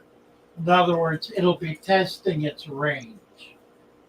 Now, most fish live in a given range. They live in a radius. For little fish, it's typically 2 feet in any direction. It's about 4 foot. Some people say it's 3 foot. I think it's kind of depends on the fish, but it's a limited territory, and it's kind of a round territory. Most fish tanks are not big enough to be able to contain the entire territory of the fish, so the fish will begin going from one end of the tank to the other. If there's nothing else in the tank, it'll do that increasingly. What is it doing? It is looking for a way out. It's realizing its traps, and it's looking for an escape, looking for an opening somewhere. It doesn't find an opening, and it becomes increasingly panicked. Here's what's important to understand about this. I'm reminded of 2 comments, one by a betta keeper, the other by a young man who just bought an arowana, little 6-inch arowana. He had it in about a 125-gallon tank. Nothing in the tank. Water and this one little fish in a monster tank. The betta was in a big tank, a betta keeper who believes bettas need to be kept in a 10-gallon tank. So it was in a 10-gallon tank. The betta going side to side like this, just all over the place. And the betta keeper say, look how happy he is. He's swimming all over. He's free. The truth was precisely the opposite. The fish was behaving as a trapped animal, not comfortable in its surroundings, fearful about where it is, not able to establish any kind of grounding or safety or comfort, and just looking for a way out, darting here and there, darting all over, trying to get out. Oh, isn't he happy? No, he's not happy. He's just the opposite. The arowana, same thing. 6-inch arowana in a tank that's 5 feet long. Huge big tank, little tiny fish, nothing in the water, nothing on the bottom, bare bones tank. The fish is going vroom, vroom, vroom, constantly one end to the other. That's not normal behavior for an arowana. An arowana is a lurker. It moves, but it's not darting. This fish was darting. It was trying to get out of the cage it was trapped in, trying to get to a place where it could establish some territory, where it could have some marking, some posts, some sense of direction, some sense of where it was. So, a fish that is in that environment permanently will eventually stop darting and just basically sit there. It will eat when food is available. It will defecate. It will do little else. Mm-hmm. And it will be able to maintain itself in that state of stupor virtually indefinitely. Fish don't age. They don't have an aging gene. They don't get old the way mammals get old. They don't their bodies don't deteriorate and break down from age. That's because they don't overeat. They undereat. So their bodies are always at a maximum state of health. They're an innately healthy animal. They can stay that way, exerting an absolute minimum of energy, burning off very few carbohydrates, and stay in that state of almost suspended animation indefinitely for literally, unless something else changes in the environment that creates stress on them, they can stay in that condition permanently, literally permanently. Theoretically, a fish does not die of old age.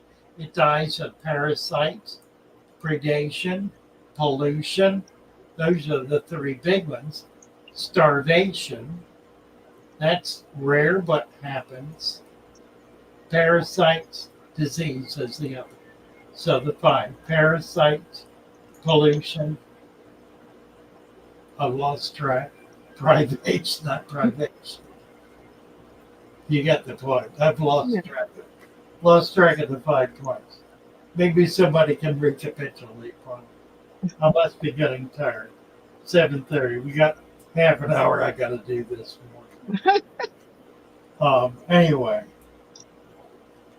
so I think what happens, Stephen, is that the fish goes into a state of stupor, a state of kind of suspended animation in which it doesn't move around much.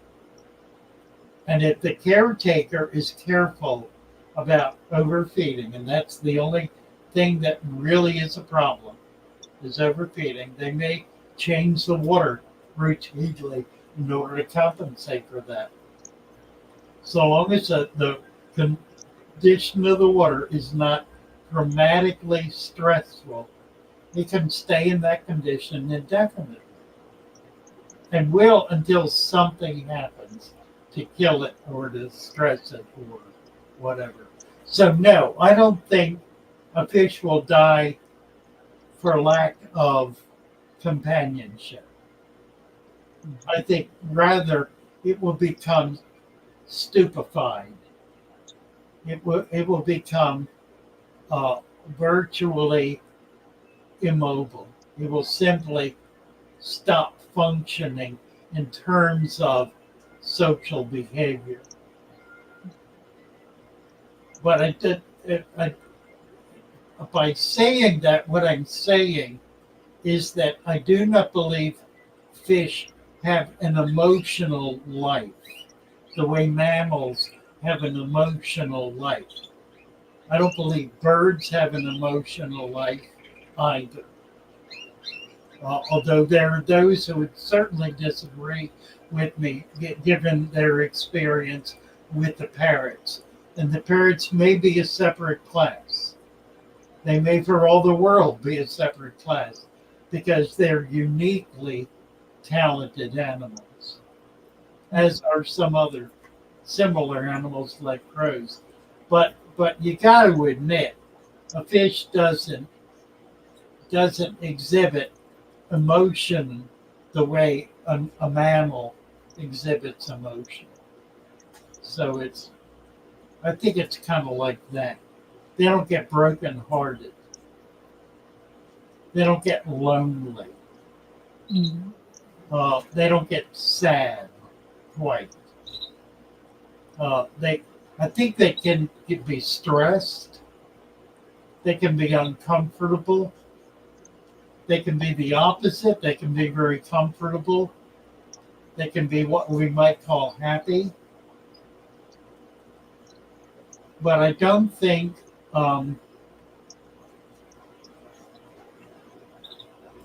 I don't think we ought to treat fish as though they're people. Yeah. I think that does a disservice to the fish and causes us to do things that are not in the best interest of the fish because they're not people. They're not even a mammal. They're not like Yeah. a dog or a cat. They're just not. They're a unique animal, and they're in the most real sense a wild animal. Yeah, they are. They're an animal that lives in an environment that is not an environment that we're capable of living in. Hmm. So we don't even have a sense of what it's like to be a fish. I mean, we really don't. Don't assume they have a sense of what it's like to be a person, because they most certainly don't. That's what makes it so unique.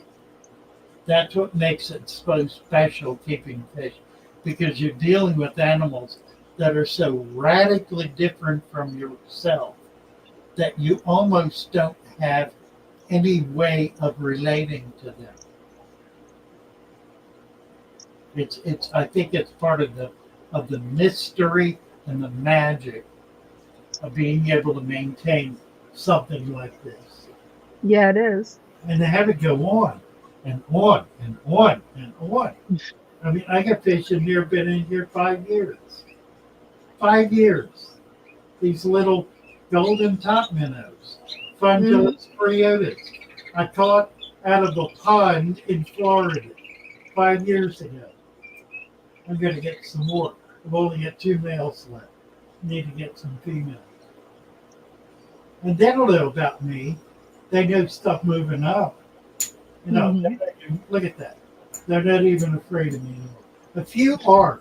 There are some that are afraid, but I'm not scaring them. Isn't that incredible? I've been around them enough. They're not really afraid of me. I'm not entering into their territory. I'm right up to the edge of it. They know where the edge is, and I'm outside of it. And I'm not in their territory. Strange. Well,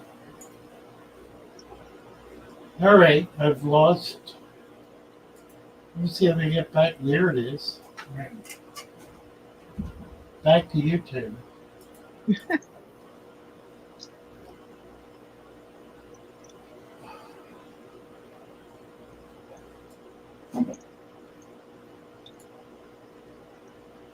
My betters follow me around wherever I go. They are.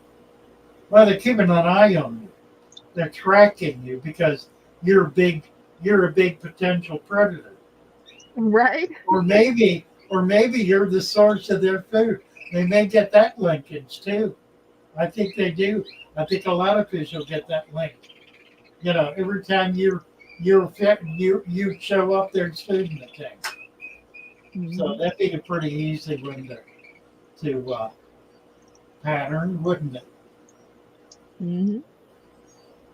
You're also probably the only thing that's interesting that's happening in their lives. And that's true too. There's nothing else in that tank. It's you or nothing, baby. It's you moving around, or they ain't got nothing to deal with. Want to learn how to breathe underwater.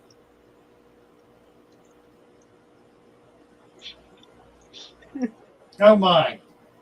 Jeremy just looked in the aquarium. My pair of rams have laid about 100 eggs. Wonderful. Wow. Now they're going to protect them and take care of them. If you have other fish in there, you might want to take the eggs out and hatch them separately. You can do that. Just put them in a container with the same water, put an air stone in to bubble it a little bit and let it go. They will hatch in 24 to 48 hours. 3 days later, they will start swimming. That's the point where you need to put food in the tank. In the meantime, you can get some microworm culture or paramecium culture going that you'll be able that will be a perfect food for them for the first couple of weeks of their lives. If you can do that, the minute they start swimming, they gotta have food right away. At that point, you put a sponge filter in with them. You start putting food in, a little bit at a time. You don't want to foul the water. Anything that falls to the bottom and begins to deteriorate, siphon it out with a little airline. Just get that out of there. You can be adding a little bit of water to replace what you've siphoned out. The sponge filter, if you got an aged one from the tank they were born in, that'd be perfect. And you'll be amazed. They'll grow quickly. Mm-hmm. She's laying them now. If you have nothing else in the tank, leave them in there. They will hatch them, and they will care for the babies up to the point where the baby starts swimming. Within hours of them starting to swim, you either need to get the parents out or the babies out, because they'll eat them. They'll chase them off. There's no way for them to go, so they eat them, and they'll lay another batch of eggs in a week. It's a process. They need to get them out of the nest so they can do it again. It's a constant process of spawning that they're involved in. So once they start swimming, siphon the babies out with like a half an inch hose. Siphon them out into another container and put a sponge filter in there and start feeding them.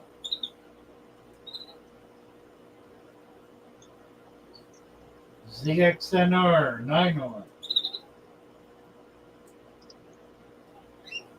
Wendy has a few female half-bakes that love her.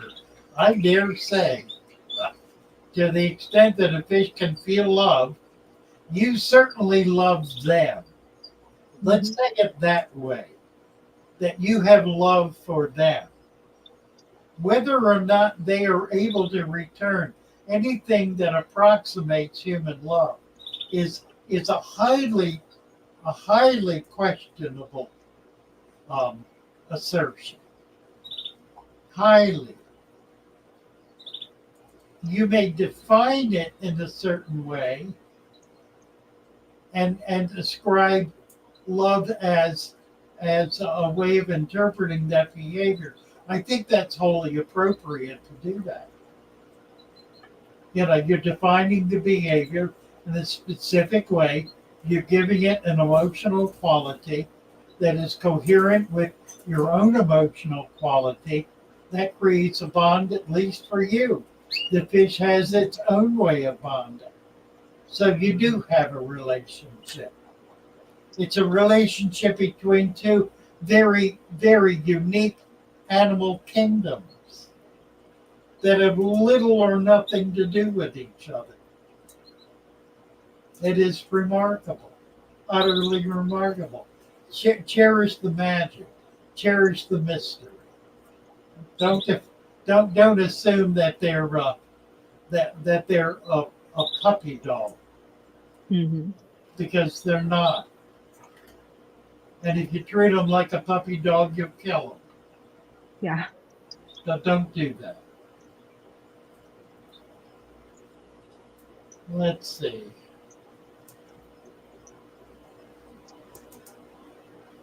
Dean Stevenson talking about that he's eating fresh like called his finger. There's so many delightful things we can do with their fish, aren't there? So many. I don't enjoy interfacing with them. I enjoy observing them. Yeah, same here. I'm really not. And I'm not disparaging that at all. I think people who do that have a special kind of joy. You know, I celebrate that. I just don't do it. I don't have an interest in that. There are others that do it. God bless them. You know, you got something I ain't got. You have a level of relationship and joy and celebration with that animal that I don't have. And, you know, I have nothing bad to say about that at all. Ooh. Aquarium release stress and sadness. Absolutely. Absolutely. And why is that? How is that? How does that happen? Why does that happen? I think in a real way, it's because it takes you outside yourself and puts you in a place that is totally unfamiliar, in which your concerns and your interests have no bearing at all. Your relationship with your wife, when you're sitting looking at those fish, doesn't affect them one little bit, unless she's throwing soap in it.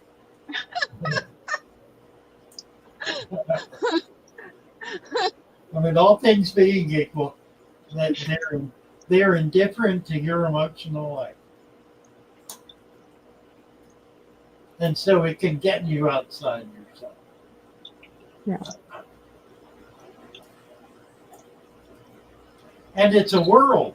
It's a world. It's something you can experience and not share exactly, but observe and observe in enormous detail and get lost in observing to the point where you're seeing things that have no bearing at all on your life. None at all. Yeah, it's an amazing phenomenon, isn't it? Takes it completely outside yourself. Son calls it my need to connect with animals. I think that's absolutely right, Wendy. Absolutely right. I think we do have an absolute need to connect with the other creatures of the animal kingdom and the plant kingdom, with life on this earth. People who don't have that are lost souls. Lost souls. They have no sense of the natural world. That's a grave disability. It's a grave loss. Yeah, it is. Do your fish dream of becoming YouTubers?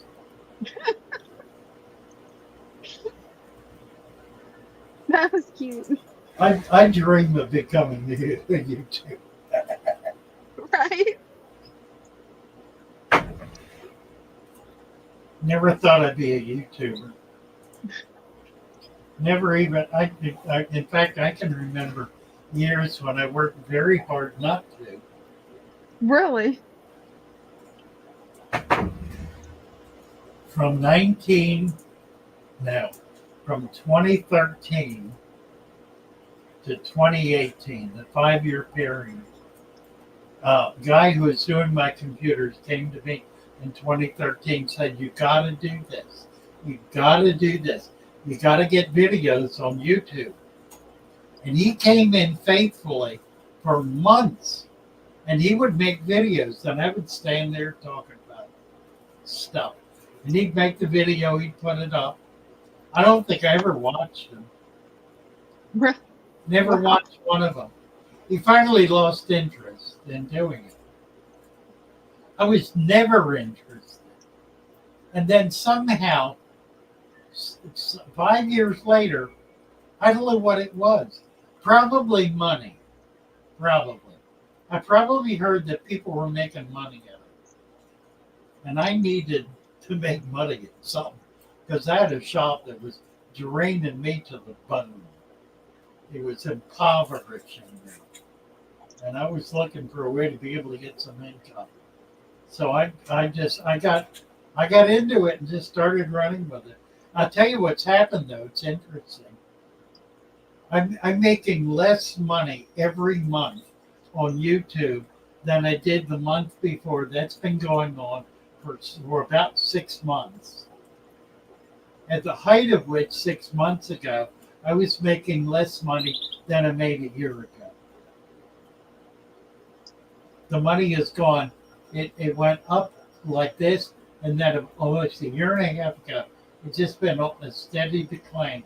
As subscriptions have gone up, views have gone up, everything goes on, the money's doing this. Just right straight down. Now, that's Google. That's Google. That's what Google does. Google pays 1/1000th of 1% of the money they make on my efforts to me. I make one out of every 10,000, 1 penny out of every $10,000 that they make on my efforts. That's what I get back. It's a negligible amount, and it's increasingly negligible. However, as a result of being able to interface with all of you and with the Father Fish Kingdom, I have a business that is supporting 9 people. Some not so much as others, but supporting all to the extent that they would miss it if it were not there. It would change their lifestyles back to something less desirable if that money were not there. And they're making phenomenal contributions, far in excess of what they're being paid, far in excess, every one of them. So I want to be able to keep that going. And if I pass, I got to live another couple of years until I get this thing locked down. Okay, at least that, so I can get it locked down so it can continue and be able to support people long term. But as a result of all of this, the store is able to sell plants, and those plants are what's making it work. Those plant sales are the foundation, the financial foundation to everything that's happening. The money from YouTube, the only thing it pays for is it pays for the editing, the video editing. That's what it pays for. It pays for itself, in other words, at least to that extent. Doesn't pay for anything else. And which is why I really want to be able to get on another platform that will provide some additional income, or do another channel and be able to double up a little bit, because I think it would double up. So I'm looking for ways to expand that to try to make things work. Certainly could use ideas, suggestions, assistance, whatever. While I'm on the subject, we have a special going on right now. And those of you who are here right now, all 87 of you, 20 of you have the opportunity to get the deal of a lifetime right now, tonight. It's going to be gone tomorrow. Let's see how many are left, so I know what I'm talking about. Let me look at this real quick and just see what we got left. Products. Let's see. Here it is. We have a special overstock offer. You get 2 packages of stem plants for the price of 1. That's 32 bundles of plants for $49.95. We have 17 of these deals left, and then they'll be gone. 17 of them left. Jump on it right now. I guarantee you it's going to be gone by morning. If you order that right now, and let me give you a little hint, you can save $10 by spending $5. If you spend $5 more, it'll get you over the $50 limit, and you'll get free shipping. So Actually, I'm going to grab the link. Yeah, grab the link and post the link. Click on it, go there, buy it right now. Do it right now. There are only 17 packs left. We started with 22. We've sold 5. When they're gone, they're gone. Get it right now. This is a one-time sale. It is a a closed sale. In other words, we're not going to make this deal available beyond this. Once that pack is out and it's in your hands, we're done.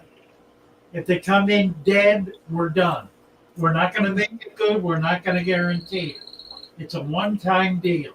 We will do the best we can to get it out, to get it to you, so it'll be in good condition. So there's a bit of a crapshoot involved. Our experience is 1 out of 100 orders fails. There are only 17 left, a total of 22. There's no reason to believe even one will fail. None whatsoever. Statistically, you're golden. They will be fine. If you want to guarantee it, put $25 in, we'll ship it overnight. You'll get it in 1 to 2 days. Mm-hmm. Not a bad I've already deal. ordered mine. Yeah, for $25, you get an extra $50. Right? That ain't a bad deal. No, it's not. 25, get an extra 25 back. You know, hard to beat that kind of deal. But That is true.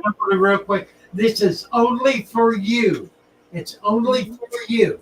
It's only for the people who are here right now. Jump on this right now. Make it work for you. This is my gift to you. Jump on it. Make it work. Get the package of a lifetime. You're going to love it. It'll fill a 20-gallon tank. It'll fill a 40-gallon tank. It'll certainly fill a 29. Think of it.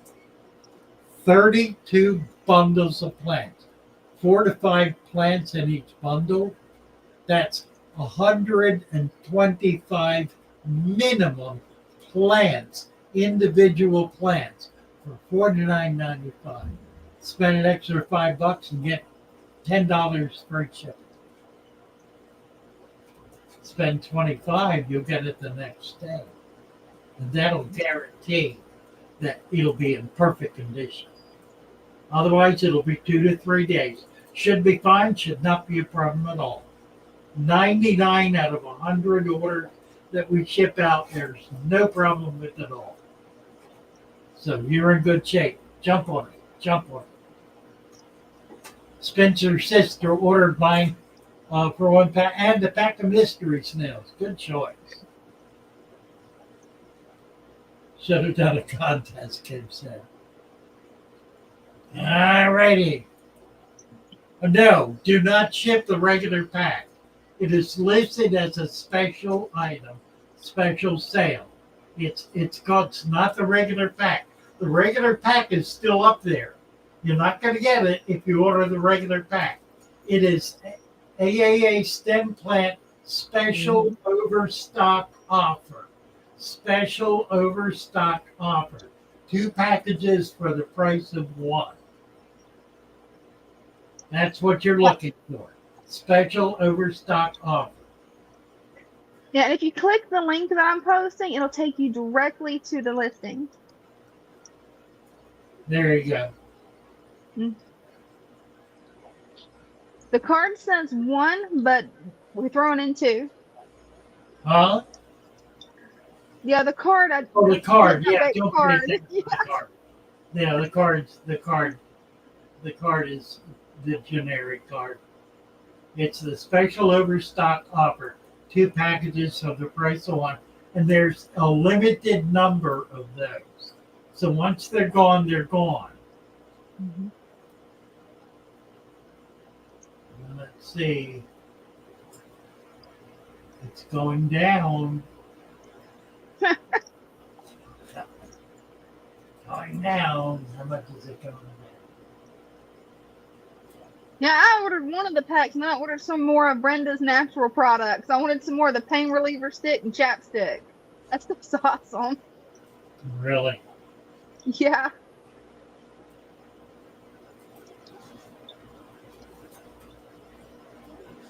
Let's see. Who was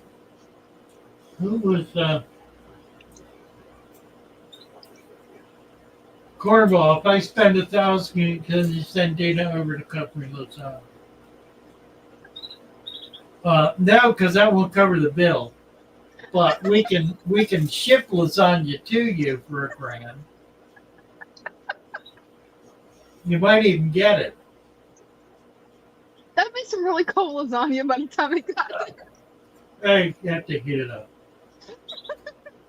We'll just ship you a pizza, Cornwall. Now I'll tell you what. I have a friend in Scotland who will make her recipe. How's that? And deliver it to you for $1,000. I'll do it. I'll make it happen. That was good. We can even have her on a live cooking cast where she can be teaching, monitoring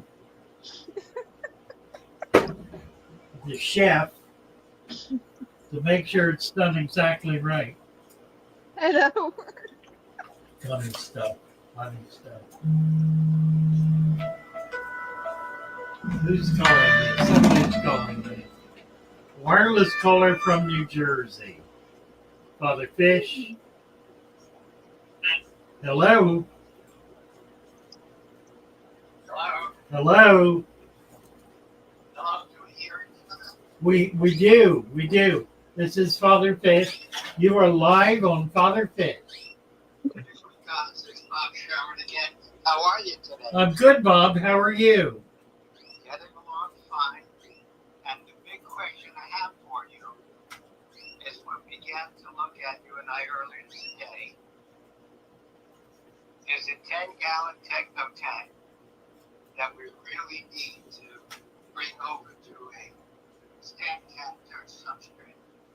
Okay. And my question was, how do we ensure that the bait fish in that 10-gallon tank can go into a subscription conversion on the same day? All you're gonna do is are you gonna leave the water in the tank? I think that's what we were discussing. Yeah, you can do that and just put sand in. Just put sand on top of the existing substrate. That is the simplest way to do it. You can leave the fish in there, leave the plants in there, just add 1 inch of sand. So people will be happy with that? Yeah, you bet. Should work out fine. What do you have for substrate right now? What's in there now? Well, what we've got at the bottom is gravel. Gravel. Okay. How long has that gravel been in there? I'd say about 6 months. 6 months? Okay. So there is a fair amount of dirt already down in that gravel. By putting sand on top of it, you'll be creating a dirt layer. How do I follow through with the rest of your method? You don't. Yeah, well, you build a food web. You start putting decaying leaves in there to bring in all of that microbiology, and that builds it up. That builds up the food web. Now, because it's such a small tank, and I'm not ordering this substrate, what about a plant package? Absolutely. Yep. Which one would we order? The stem plants. That'd be the best one. And we got a deal on them right now. You get 2 for the price of 1. It's going to be gone by the end of today, probably. If you'll look when you go in, what is it called? Stem plant remnants. I'm sending you the link. Right. Yep. It's special overstock offer. Stem plant special overstock offer. Yep. Okay, I got the plan again, and I have to ask you, as the plant so you will grow to the top of the tank, I know you recommended don't clip them, you're just going to encourage growth. Well, you can clip them. You know, one of the things about stem plants is if you clip them, they will bush out. So some of them you really do need to clip in order to get them to create contours. Otherwise, they just turn into long, stemmy, you know, whatever. They don't. They're a lot prettier if you do trim them. That's what we got, the 20-gallon tank. Right. Everything. Yep.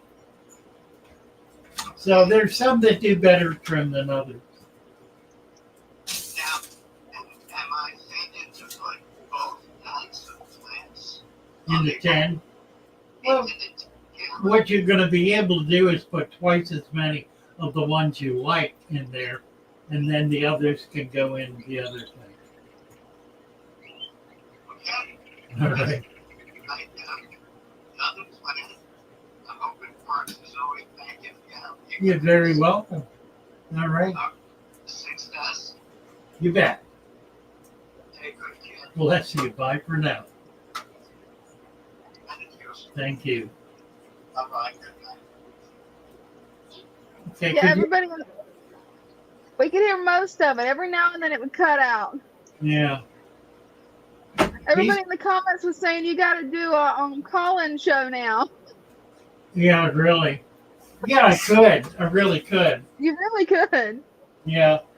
I have to figure out a way to do the phone on my computer so I could get the voice online.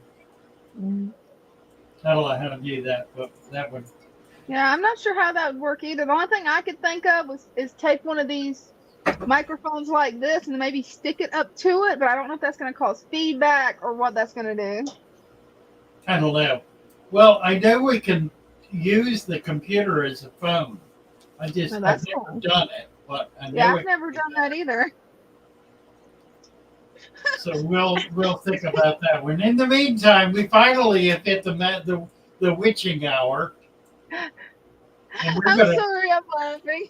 We're gonna go away now. Bye, guys. Love you all. Love you guys. My music is gone. Everything's gone. It's Oh no! Wipeout here. Total wipeout. Okay. Is yours up? Let's see. I think it is, isn't it? Yeah, that's what I'm looking for, to see if it is. Yes, mine's up. That'll work.